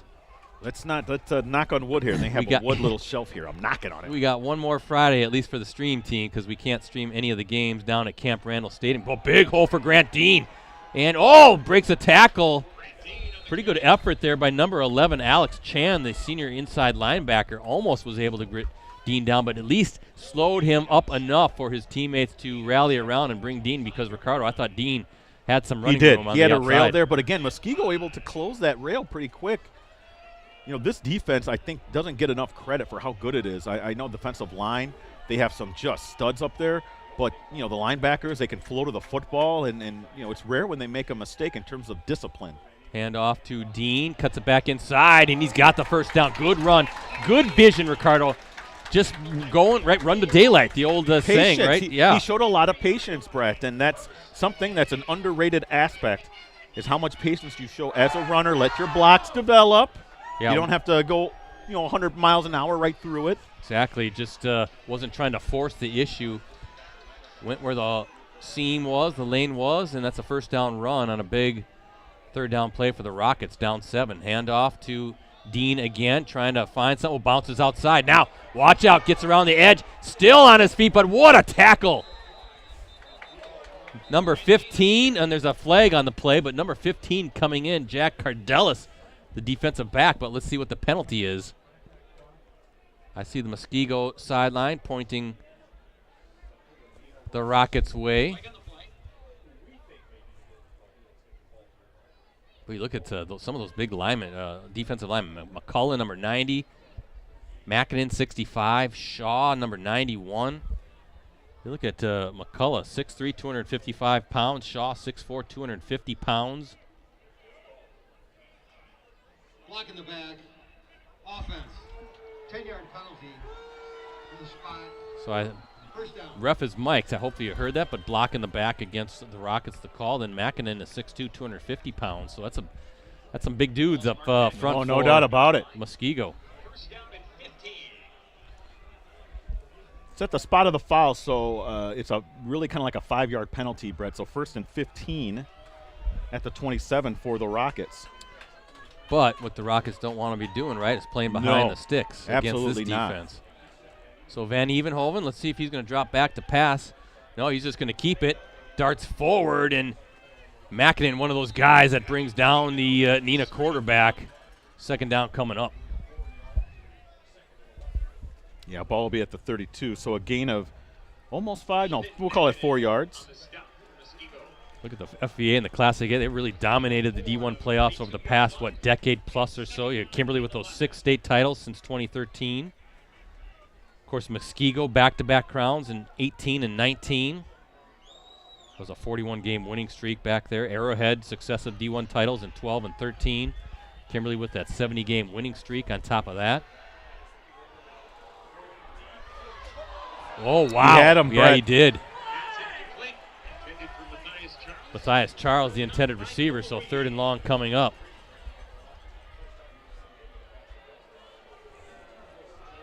The pass is just a little bit needs to be thrown a half-second sooner, Brett. It's tough to take a hold of that ball as you're getting hit by the defender. Those 6 state titles by Kimberly since 13. The first was D2, then the last 5 in Division I, including back in 2022. And then, of course, Kimberly beat Arrowhead in back-to-back Division I championship games in 14 and 15. Muskego beating Kimberly in the 18 title. Kimberly beat Muskego in the 2022 state titles. Just FBA and Classic 8 all over the place. Van Evenhoven. Oh, I think that's going to be a flag. That's a face mask. Oh, I didn't see that. Oh, good, yeah. Good eye, Brett. You could hear the Neenah fans in front of all of us, too. It was pretty easy to spot, and that should be a 15-yard mark-off and a first down for the Rockets.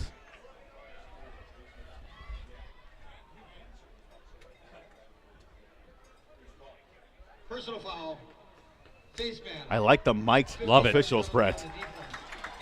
First down. That's a huge, huge personal foul penalty, Ricardo. It was 3rd and 11? Takes it all the way up to the 45. Look at that.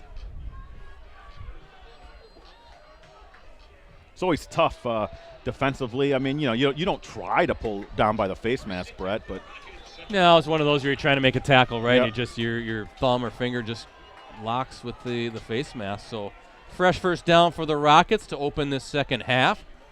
Van Evenhoven going to keep it and darts forward and finally stood up. That's number 15 for Muskego. Jack Cardelis, the junior defensive back, there first to knock, or I should say to stop Van Evenhoven.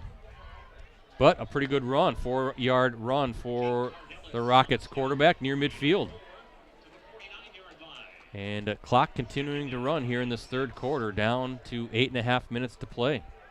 Be a fast game, right? Two teams that like to run. they do. Pretty clean game as well. Both teams haven't seen too many yellow hankies on the turf tonight. Van Evenhoven this time to Dean, looking to move his way closer to that first down marker. He's going to be a couple yards shy, 3rd and 2 coming up. Yeah, it'll be a 3rd and a 2 situation, Brett. 4 more yards for Dean.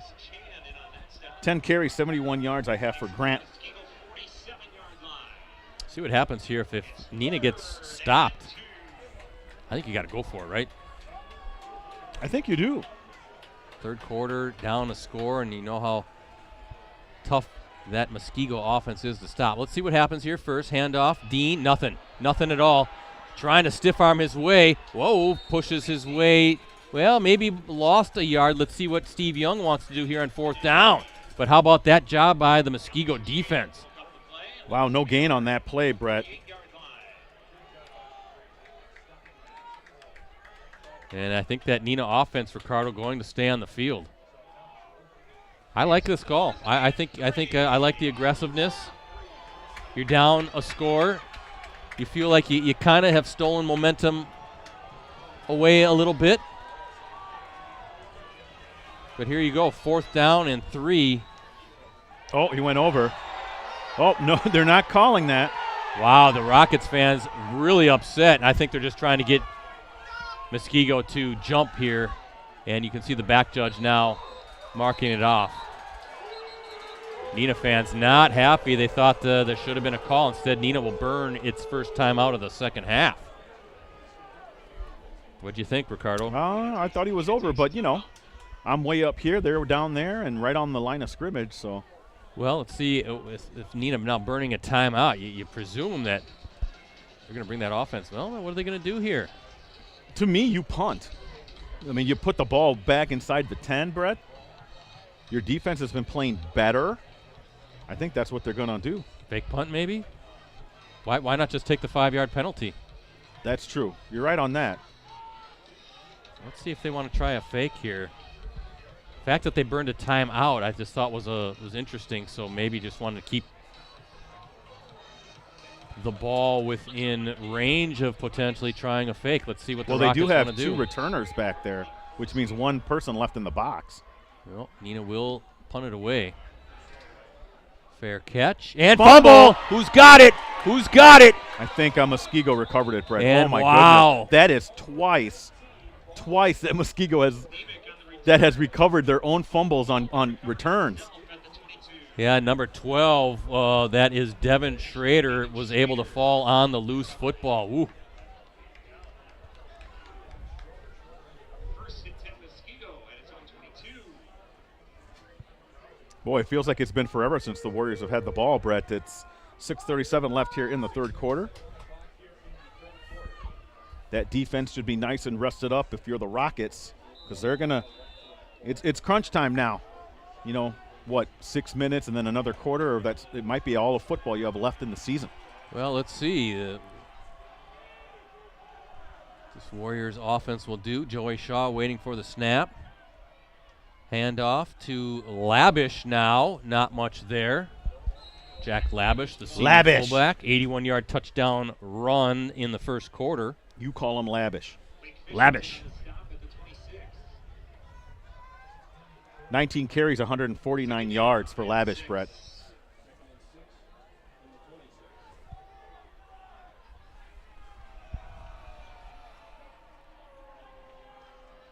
Labish again with it, trying to bounce it to the outside. Dean getting in, though, with the tackle.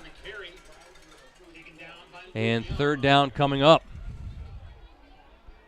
Back to the line quickly are the Warriors here for this 3rd and 1 play. Neenah defense trying to get organized here.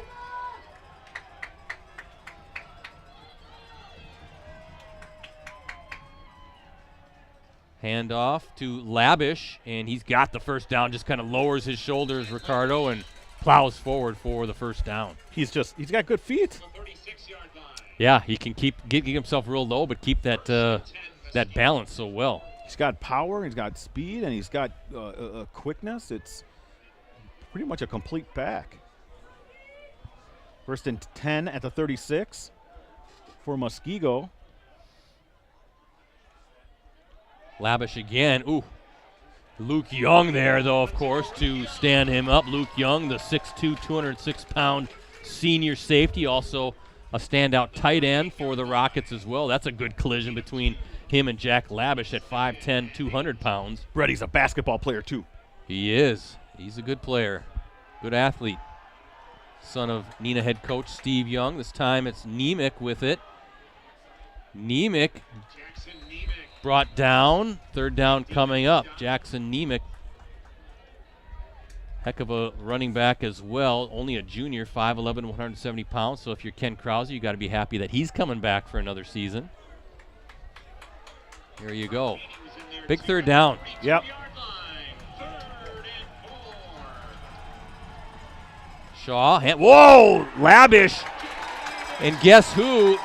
That's number, no, I thought that was Young. That's number 13. Blake Fish, the 6'1", 205-pound senior. The Rockets get the stop. Muskego will have to punt it away. Brett, that defensive line really got good penetration. That held up everything. Labish was met with defenders and his own players right when he got the ball. So outstanding play by the Rockets defense in a punting situation. At least you think a punting situation, Brett. Well, and if you are punting it away, be careful, right? Grant Dean back. So I don't think what you want to do, the wise move is to punt it right at him. Like we've seen a lot of teams punting it away, angling it towards the sidelines, that sort of thing. So let's see how Muskego plays this. And they'll punt it away. Well, it's going to be right to Dean. Dean is going to have a chance at the return here at about the 18-yard line. Dean looking for some space. There he goes. He's got the rail. Down the sideline, looking for that last defender to beat. He's got the touchdown. Grant Dean. There is a flag on the play. Oh, boy. A flag at the 42-yard line. I think it's coming back. And you can see the Neenah sideline not happy right now. The fans finally realizing it in front of us that this is coming back. But just what I was saying, though, I mean, I know there was a flag, but the last thing you want to do is punt it to Grant Dean because he can make you miss, and he is electric. Brett, that last move on the last defender or the punter was special. They're calling it blindside block, Ricardo, on the return. And that's a 15-yard penalty, Brett. So it's going to be back inside the 20. No, it'll be inside the 25. Boy, what a turn of events there. You think that Dean had the touchdown, then you look back, you see the flag, and on top of that, it's 28. a 15-yard penalty on the Rockets on a blindside block.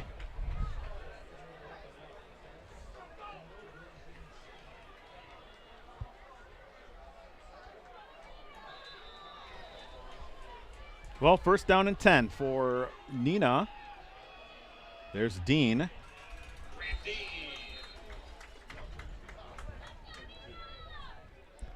I was surprised they punted it to him. I was too. I mean, we've seen time and time again teams just punt it away, or as I said, angle it so that he catches it near the boundary. But funny that he just had that long run, and they say, "Okay, Grant, you're going to take the ball right away here to start the series." You think he might be huffing and puffing a little bit. 2nd down and 6 from the 32. Quick pass out left. That's Charles, just can't get away. Good job there by number 15. Jake Cardelis, the defensive back who's had himself a nice little game. 5'11", 155-pound junior. So big third down coming up.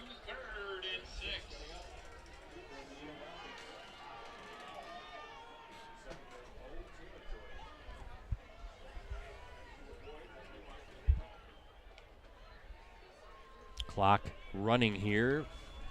Just a little over 2 minutes to play in this third quarter as we look at our Cellcom Piggly Wiggly scoreboard. Good game here in the state quarterfinal. Van Evenhoven almost intercepted. Yeah, that was number 53. Brett had his big old paw on it. That's Alex Bowden. Bennett Stuckel, number 4, the intended receiver. So, boy, you go from you thinking you have a punt return for a touchdown to the blindside block penalty, and now Neenah's going to have to punt it away. And Muskego should get pretty good field position here. Let's see what Hunter Weinke can do for the Rockets and try to flip field position here a little bit. I'm telling you, those 2 fumble recoveries by Muskego in their territory, those are kind of looming big here. Missed opportunities for the Rockets. Boy, Weinke gets another high one. A fair catch. Wow, good job by Nemec. Kind of had a lunge for it, but those are dangerous. You credit Weinke, Ricardo. He's making it tough.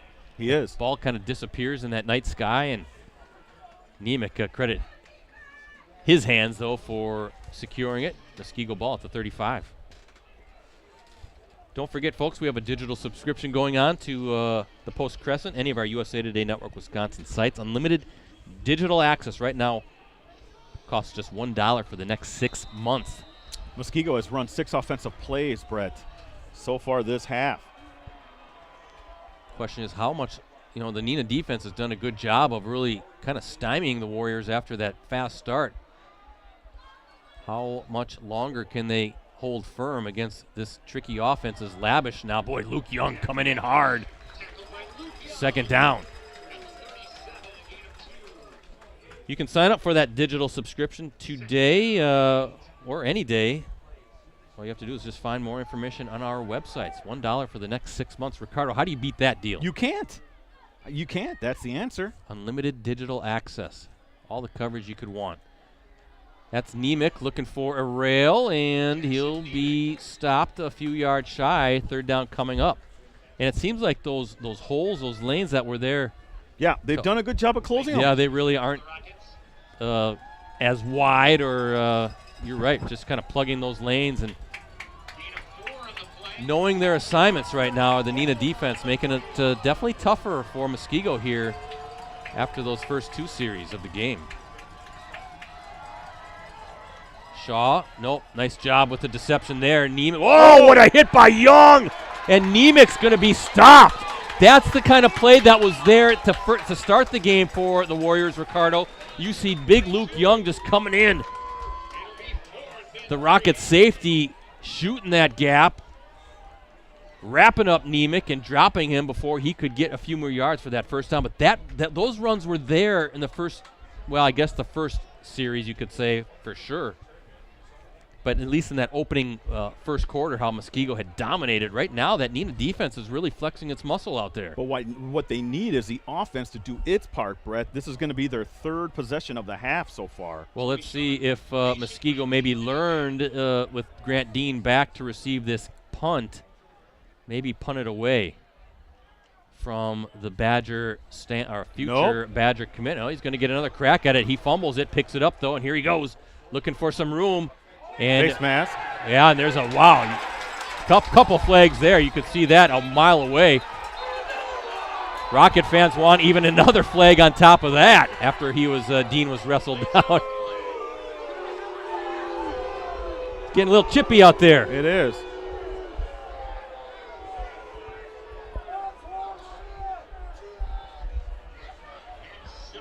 Well, the whistle had blown, right, and it kind of kept pushing Dean back further and further, but they'll get the 15 yards face mask here coming up. They're discussing some things here, Brett. That's the final play of the third quarter, by the way. Good thing is the official is all mic'd up, so once he's ready to let us know, we'll let you hear what he has to say.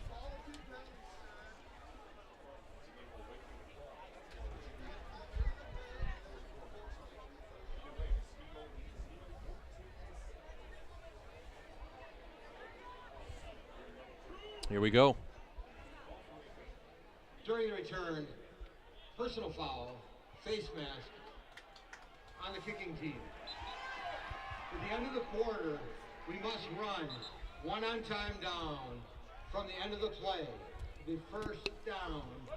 All right, so we're going to run one on time down to close this quarter. Neenah fans wanting another 15 yards on top of that, thinking there's maybe a little unnecessary roughness perhaps at the end of that play, at the end of that punt return. Right. West Appear now on top, 17-14. Winneconne still leading Mayville 13-10 through 3 quarters. Some good games going on, including this one here. 14-7, Muskego on top of Neenah. Scoreless third quarter here as the Rockets will run one play here, an untimed down as Dean has it. Ooh. And Dean's got a big hole, scooches his way through, and that is how the third quarter comes to a close. 8 of 8 to the 48-yard line. And that's the end of the third quarter. 12 more minutes coming up, folks, and we got a great one here as we look at our Cellcom and Piggly Wiggly scoreboard. Muskego leading Neenah 14-7 in this WIAA Division I state quarterfinal showdown here at Rocket Stadium. Yeah, I'll update my Twitter here with this score.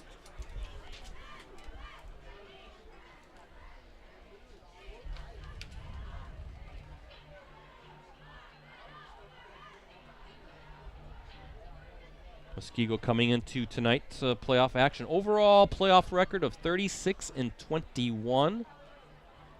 Seventh straight season, seventh straight postseason, the Warriors have advanced at least to the state quarterfinals. Also want to give a shout out to, remember that Muskego stand? Oh, what's his name? Hunter Wohler. Remember that kid? Sure. University of Wisconsin safety, hard-hitting safety now for Heck the of a player. Badgers. Woo.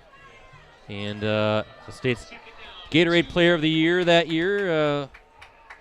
2 State Player of the Year awards. Hunter, if you're watching us, looking forward to watching you finish your career with the Badgers and maybe seeing what he can do, Ricardo, on some upcoming Sundays, right, in the NFL.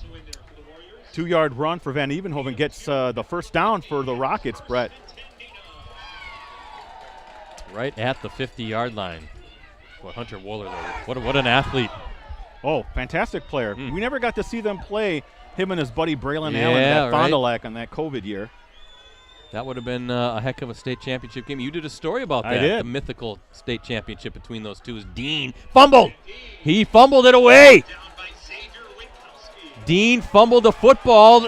Well, are they calling that, or are they saying Yes, he was no, down? Muskego got it back. Number 65, I believe, fell on it. Nathan Mackinnon, the junior defensive lineman. I saw the ball squirt free, Ricardo.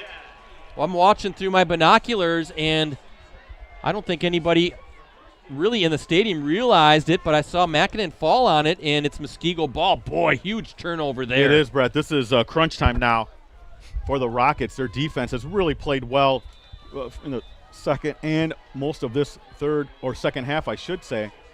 Boy, they got it under the gun again. Got McQuantico leading Arrowhead 10-6. Thank you. Just checking the chat for some scores.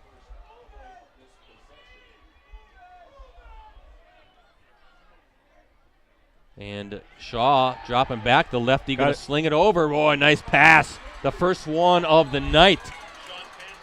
That's number 84, Ben Creel, the 5'11", 185-pound junior tight end. And maybe Muskego figuring maybe we got to loosen up that Rockets defense here a little bit. And get some breathing room here. Who was that too, Brett? Number 84, that's Ben Creel. 84, okay.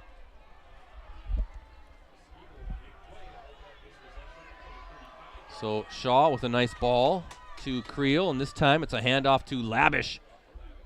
Not much there.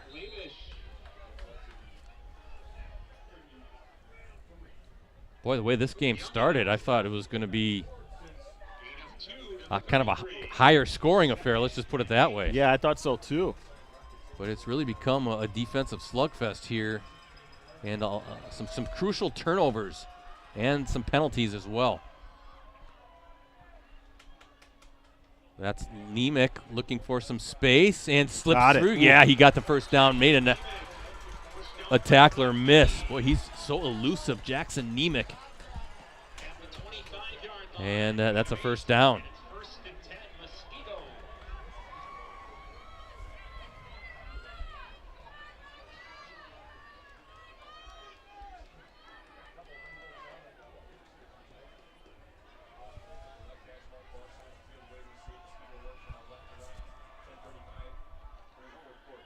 Hand off to Labish.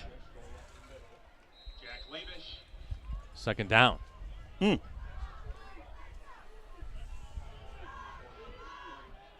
3-yard gain. He has 161 yards on 24 carries, Brett. To the 22, 2nd and 7.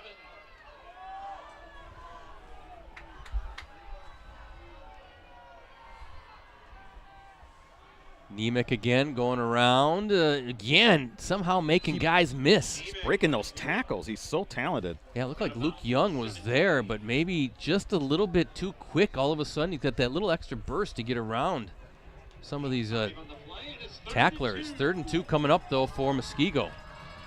Ball's at the 17.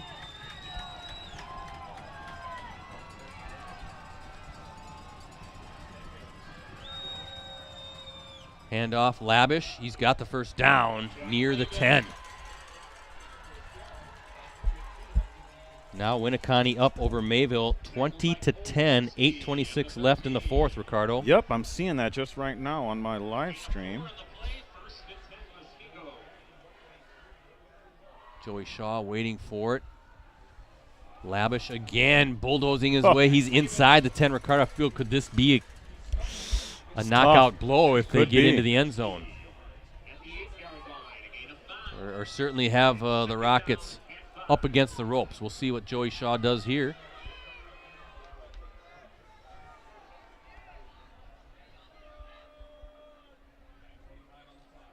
Handoff, Labish again, and he skips his way into the end zone. That's an 8-yard touchdown run, 2nd of the night for Labish.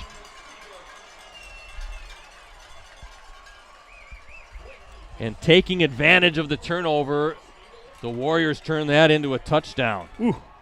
Brett, time is not on the side of the Rockets right now, down 2 scores. Again, those turnovers really coming back to bite them, and then the possible turnovers from Muskego being recovered by the Warriors has really helped them out as well.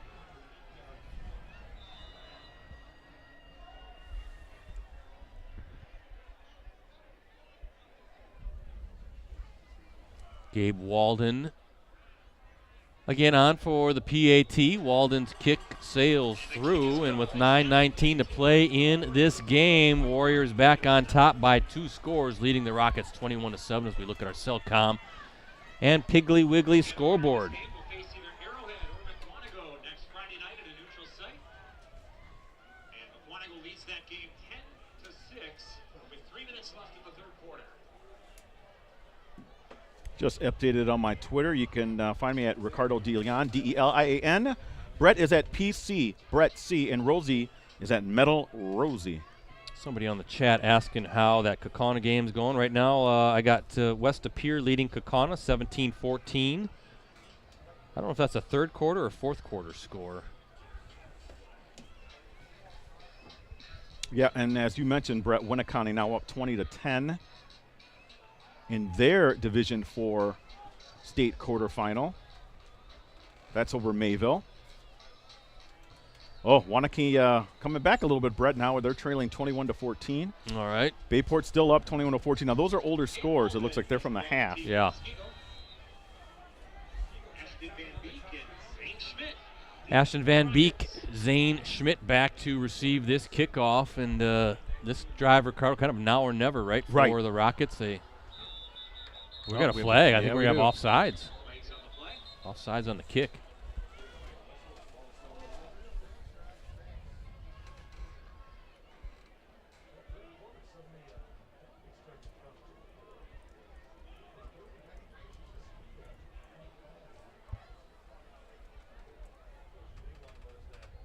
Well, they'll have to kick off from, what, the 35 now? Is that it?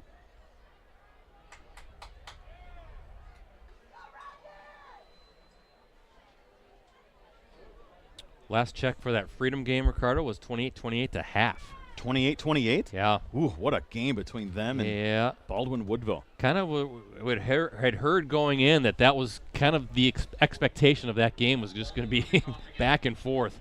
Van Beek and Charles now deep for the Rockets.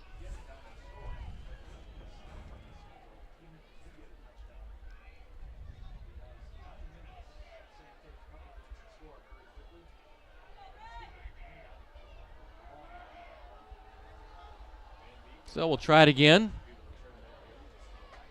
Bouncer off the turf, line drive, and that's picked up by Matthias Charles, looking for some running room, and gets it out past the 35 to the 36-yard line with 9:14 to play.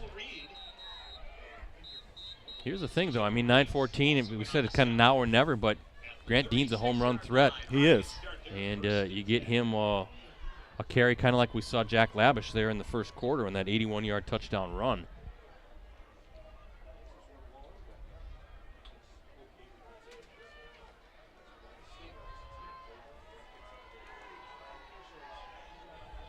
See what the Rockets can do to answer that Muskego touchdown drive. Down 21-7 here in the fourth quarter. Van Evenhoven waiting for it, claps his hands off to Dean. Trying to move his way. Boy, you can just see those Warriors defenders trying to get at that ball, trying to strip it loose. Still moving the pile, and finally they whistle it dead at the 45. Whistle him down at the 45. 9-yard pickup for Dean. 14 carries, 91 yards for Dean.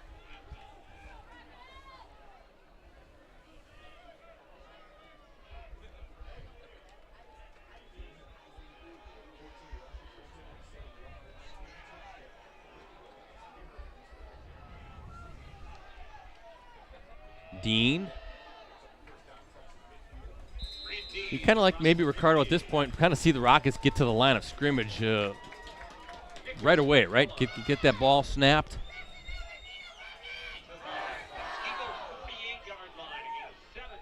Ball at the Muskego 48. 1st and 10 coming up.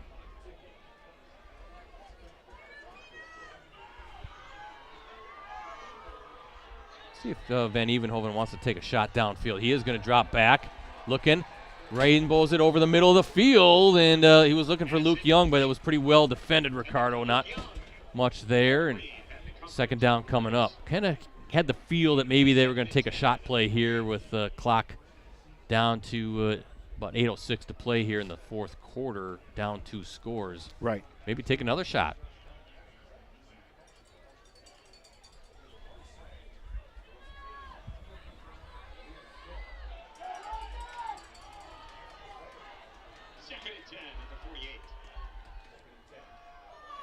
Dean.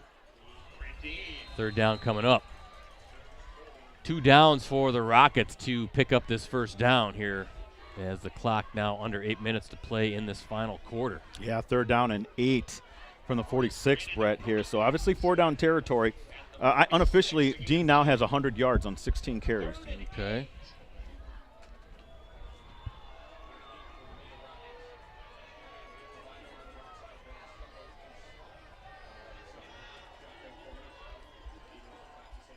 Dean fakes the handoff, or I should say Van Evenhoven fakes it. He's got the 1st down. Good hard run by the quarterback inside the 40 down to the 37.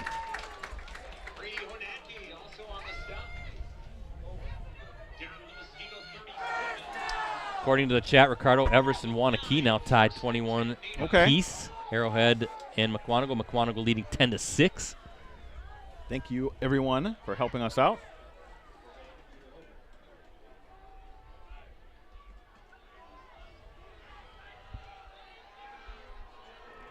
Van Evenhoven, handoff to Dean, and good job there by number 11. That is Alex Chan, again, the inside linebacker, wrapping up Dean around the ankles and holding on. 2nd down and 9 coming up. That clock just keeps ticking, though, Brett. It is, yeah. 6:40 and counting here in this final quarter.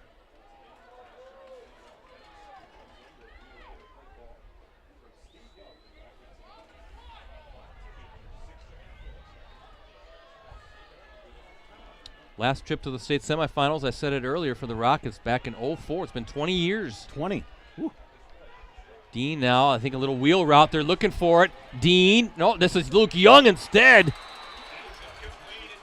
Whoa, number 23 knocked it away, Brett. Thomas Gover. What a play by him. Yep, the senior. I think he didn't even see the ball. He just put his hands up. Senior outside linebacker. I also saw Dean kind of go in motion out of the backfield. I thought maybe they're going to look for Dean on a wheel route. Didn't they hit Dean last week? Van Evenhoven to Dean last week in a wheel route and to get the Papermakers. That was, I believe, a 91-yard touchdown. So here you go, 3rd and 9.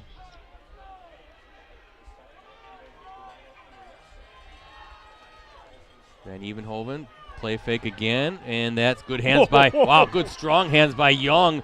He's going to be shy, 4th and 1 coming up. Clock continuing to run halfway through this 4th quarter. Good hands by Young, strong catch, but good defense as well to make sure that Young didn't get the first down. Actually, it's going to be 4th and 2. As we see West Appear still on top of Kaukauna, 17-14 through 3 quarters. So here you go. Do we say season on the line right here for the Rockets at 4th and 2? Van Evenhoven just going to keep it, and he's got the first down and more. Darn near broke that one, and a flag. Let's see what that is. Stops the clock. Is that going to be a face mask?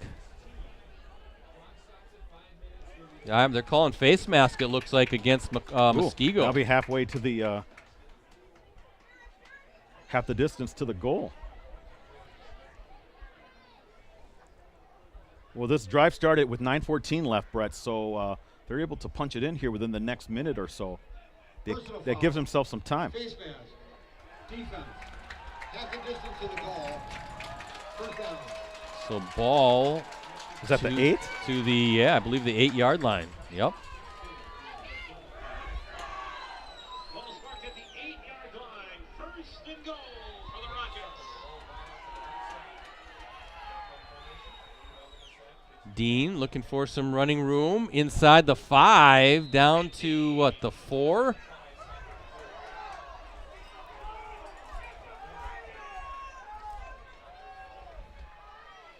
You can kind of hear the anxiousness of the Neenah fans in front of us, Ricardo.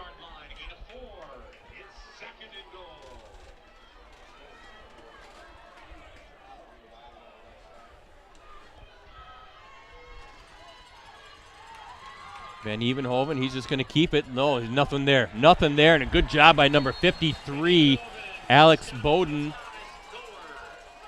Senior outside linebacker, just really setting that edge that Van Evenhoven trying to bounce outside, and Bowden was just right there. Clock continuing to run here, Ricardo. 3rd and goal from the 8.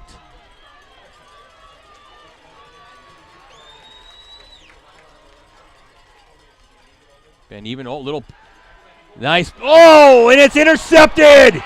Intercepted by number 11, Alex Chan. Ricardo looked like it was a touchdown. It bounced off of the receiver's hand. It did, and that is going to be potentially the game-clinching turnover. Wow, I thought that was a good little play design. It looked like Van Evenhoven was going to run it. Stops short. Kind of gets that defense to really key in on him, and it looked like it was right there, but just somehow bounced free, and Chan comes up with it. What number was that, Brett, again? Number 11. Thank you. Number 11. Alex Chan with the interception, and Muskego now has the ball at its own 5-yard line. Wow. How many turnovers is that for the Rockets tonight? It's 2 for sure, but they had the other 2 that they didn't recover, the takeaways. Just some miscues tonight for Neenah. That fast start from Muskego coupled with some turnovers, some penalties. And Labish with the carry.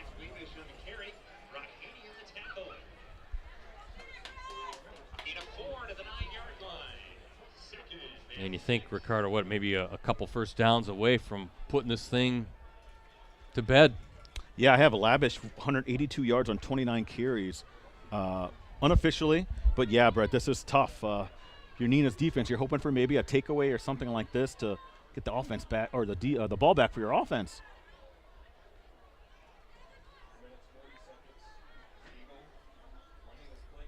Yeah, Muskego taking its sweet old time here.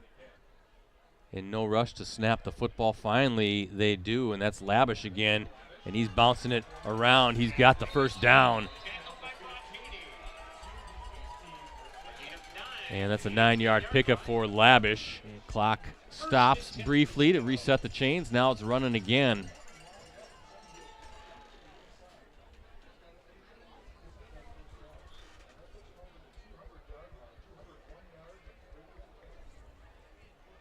Of course, Labish with that 81-yard touchdown run in the first quarter. I have him unofficially 191 on 30 carries. You can see why this team is so hard to defend or hard to prepare for, Brett. I thought, though, Neenah did a pretty darn good job after that explosive start. Kind of definitely slowed Muskego down. Got some stops.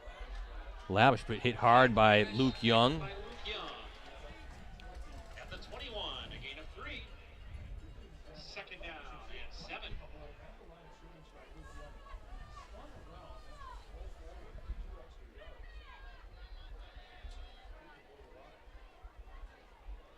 Ball's at the 21, 2nd and 7 for Muskego as that clock just keeps ticking down.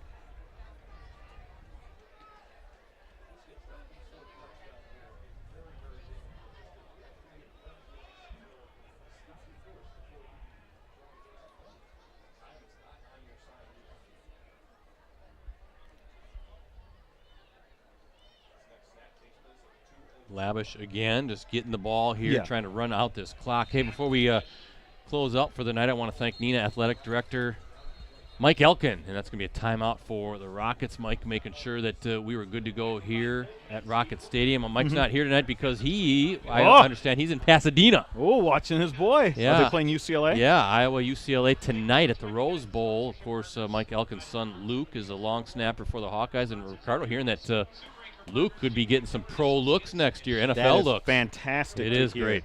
You know, long snappers are such a needed thing. Everyone kind of thinks, well, you know, you're just snapping the ball. That's a very nuanced position. Until you need one because a guy that's having some bad snaps, right, in the league. So, yeah, good for Mike. I hope you're enjoying your time out there in California. Hope you're listening to us while watching the game. Or maybe I should check that. He's probably checking in on his phone. Yes, I was going to say. I think we're playing live at the Rose Bowl right now here. You mean Rosie. They should just put us on the big monitor. We appreciate Mike and the crew here. Good to see John Yoke and Jim Strick and Brian Wunderlich, the principal here. There's some good people here at Neenah High School, and it's always fun to check it out. We're going to be here for some basketball games this season as well.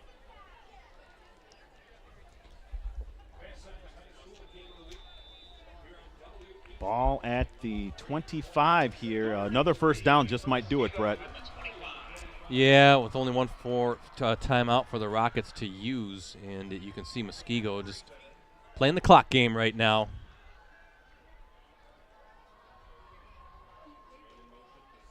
That's Labish again, getting a bunch of carries, and that will be the final timeout for the Rockets here.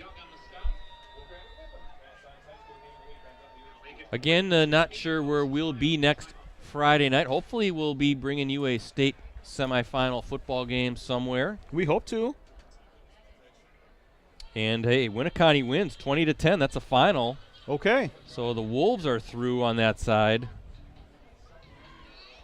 No surprise, Brett. I'm sure the Brody Schaefer kid, he's on the short list for our player of the year. He's been having a phenomenal year, getting looked at by D1 programs as a receiver. Oh, is that right? Yeah, I know Iowa's been having an eye on him. Well, did you say short list of your player of the year? Yeah, I mean, he's got to be, right?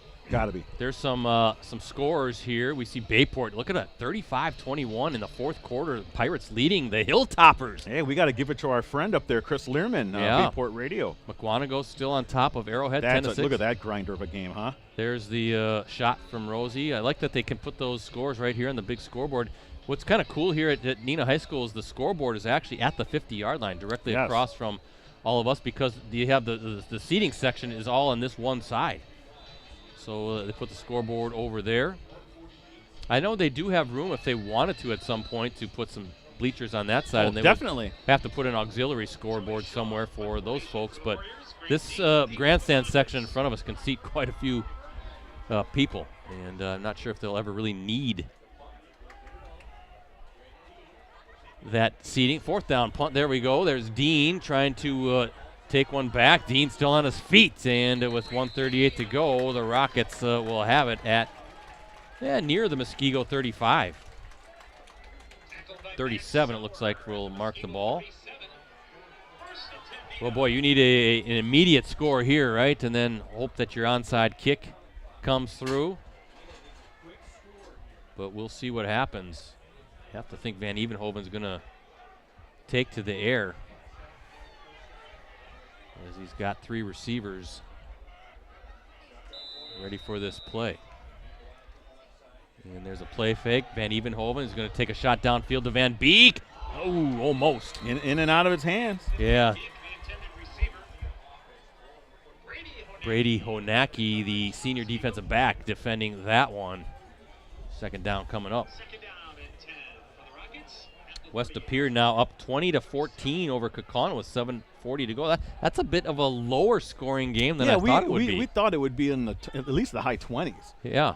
So, but hey, defenses have been getting better as the offenses have, Brett. So far, that's a defensive game, relatively speaking. Yeah, you look at these 2 power conferences. Neenah and Kaukauna still out, are still playing for the FVA, and then of course Mukwonago, Arrowhead, and Muskego here. 2 of those teams from the Classic 8 will be playing presumably next week if this holds out here with 1:30 to go.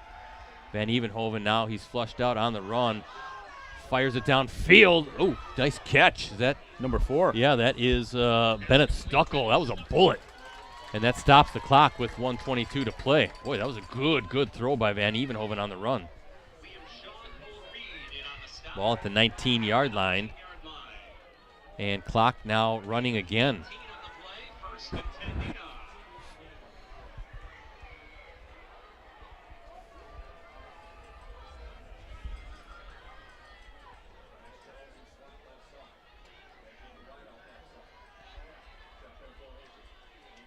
Van Evenhoven, watch out. Over the middle and intercepted again. And guess who again? Alex Chan, the senior inside linebacker. A whole bunch of flags, though.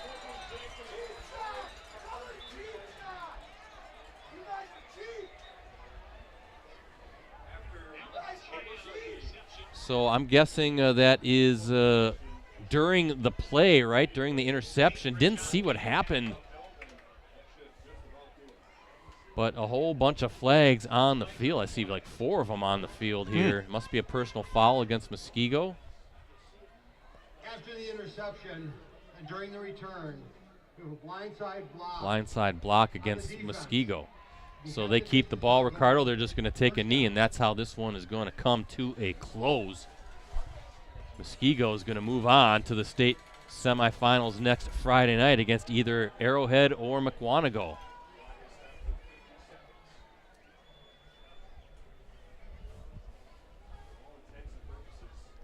I know you got to get down to the field. Do we have a photographer here tonight? That I'm not sure of.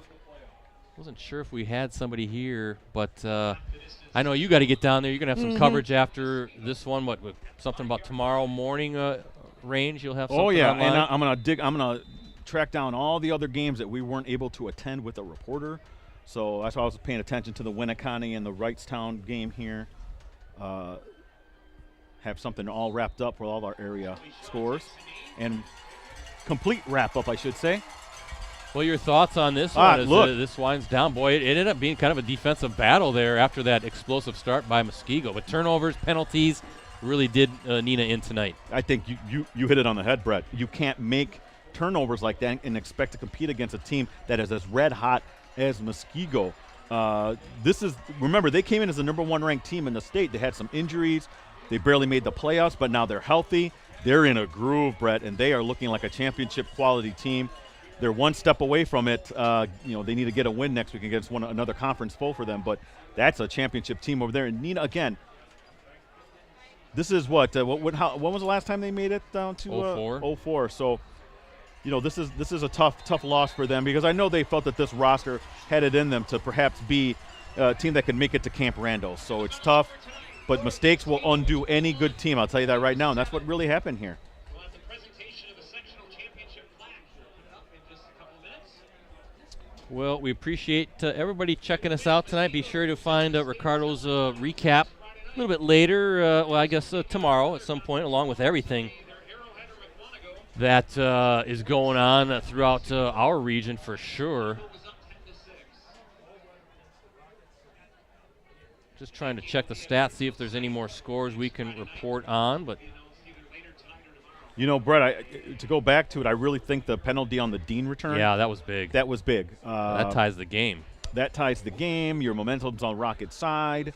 And it's one of those explosive plays from your star players that you really need to beat a team that's this solid as Muskego. You need your primetime players to have extraordinary games, and that would have definitely put it in that kind of – it would have tied the game and would have put, Muskego in a position where they weren't used to in the playoffs. Yeah, after that fast start by Muskego, remember they had touchdowns right away on their opening 2 possessions, including the 81-yard run by Labish.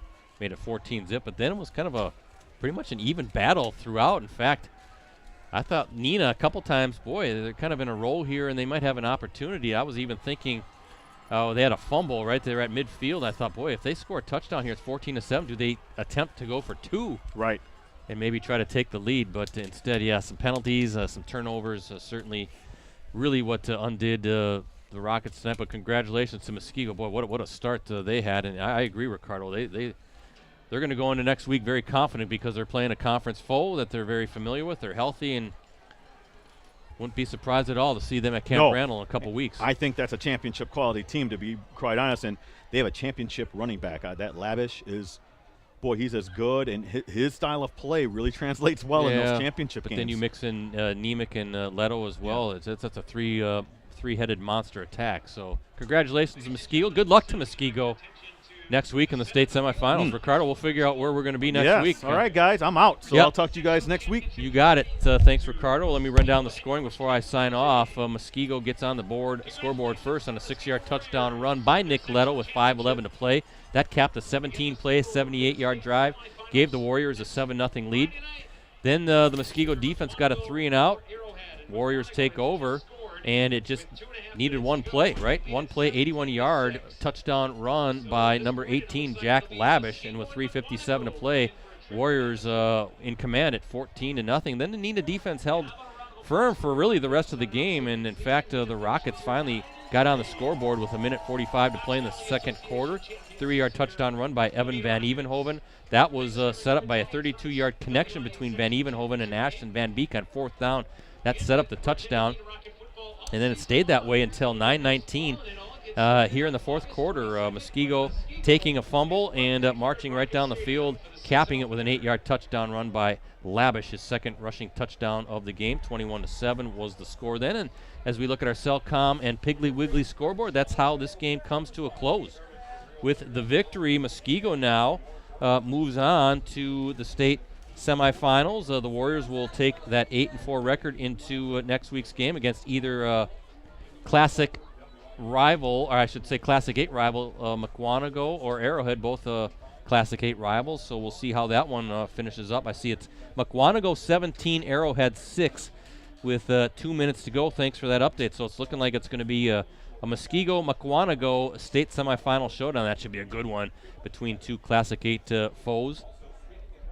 For the Rockets, they see their 7-game winning streak snapped. The Rockets finish their season 9-3. Congratulations to Steve Young and those folks on a heck of a run. As for us, again, we're going to be somewhere next Friday night, we hope. We don't know quite where that will be, but I'll announce the matchup, assuming we do one, on my Twitter account at PCBretC, so please give me a follow. Thanks again to the folks, our sponsors, Cellcom, Cooney's Embroidery, and Piggly Wiggly. Get those stocking stuffers ready with buy one, gift one free on all connected watches, tablets, and cameras. Mix and match to spread the love and cheer. And don't forget, Cellcom's Black Friday deals shine bright all month long, now through November 18th. Get free phones from your favorite brands. Visit Cellcom.com for details. Thanksgiving just around the corner. And Piggly Wiggly has your holiday essentials, including turkeys, hams, the freshest produce, and everything else you need for the perfect Thanksgiving feast. Stop by your local Piggly Wiggly and get ready to celebrate Piggly Wiggly. Shop the pig. And Cooney's Embroidery and Sportswear, they have the skills and experience to customize your apparel and spread the word about your organization. Visit them online at Cooney'sEmbroideryandSportswear.com. So for Ricardo, for Rosie, for Mike Sherry, and the entire crew with USA Today Network Wisconsin, I'm Brett Christopherson signing off from Rocket Stadium here in Fox Crossing and Neenah High School. Once again, the final score tonight in the state quarterfinal showdown, Muskego takes down Neenah 21-7. Thanks for watching, everybody.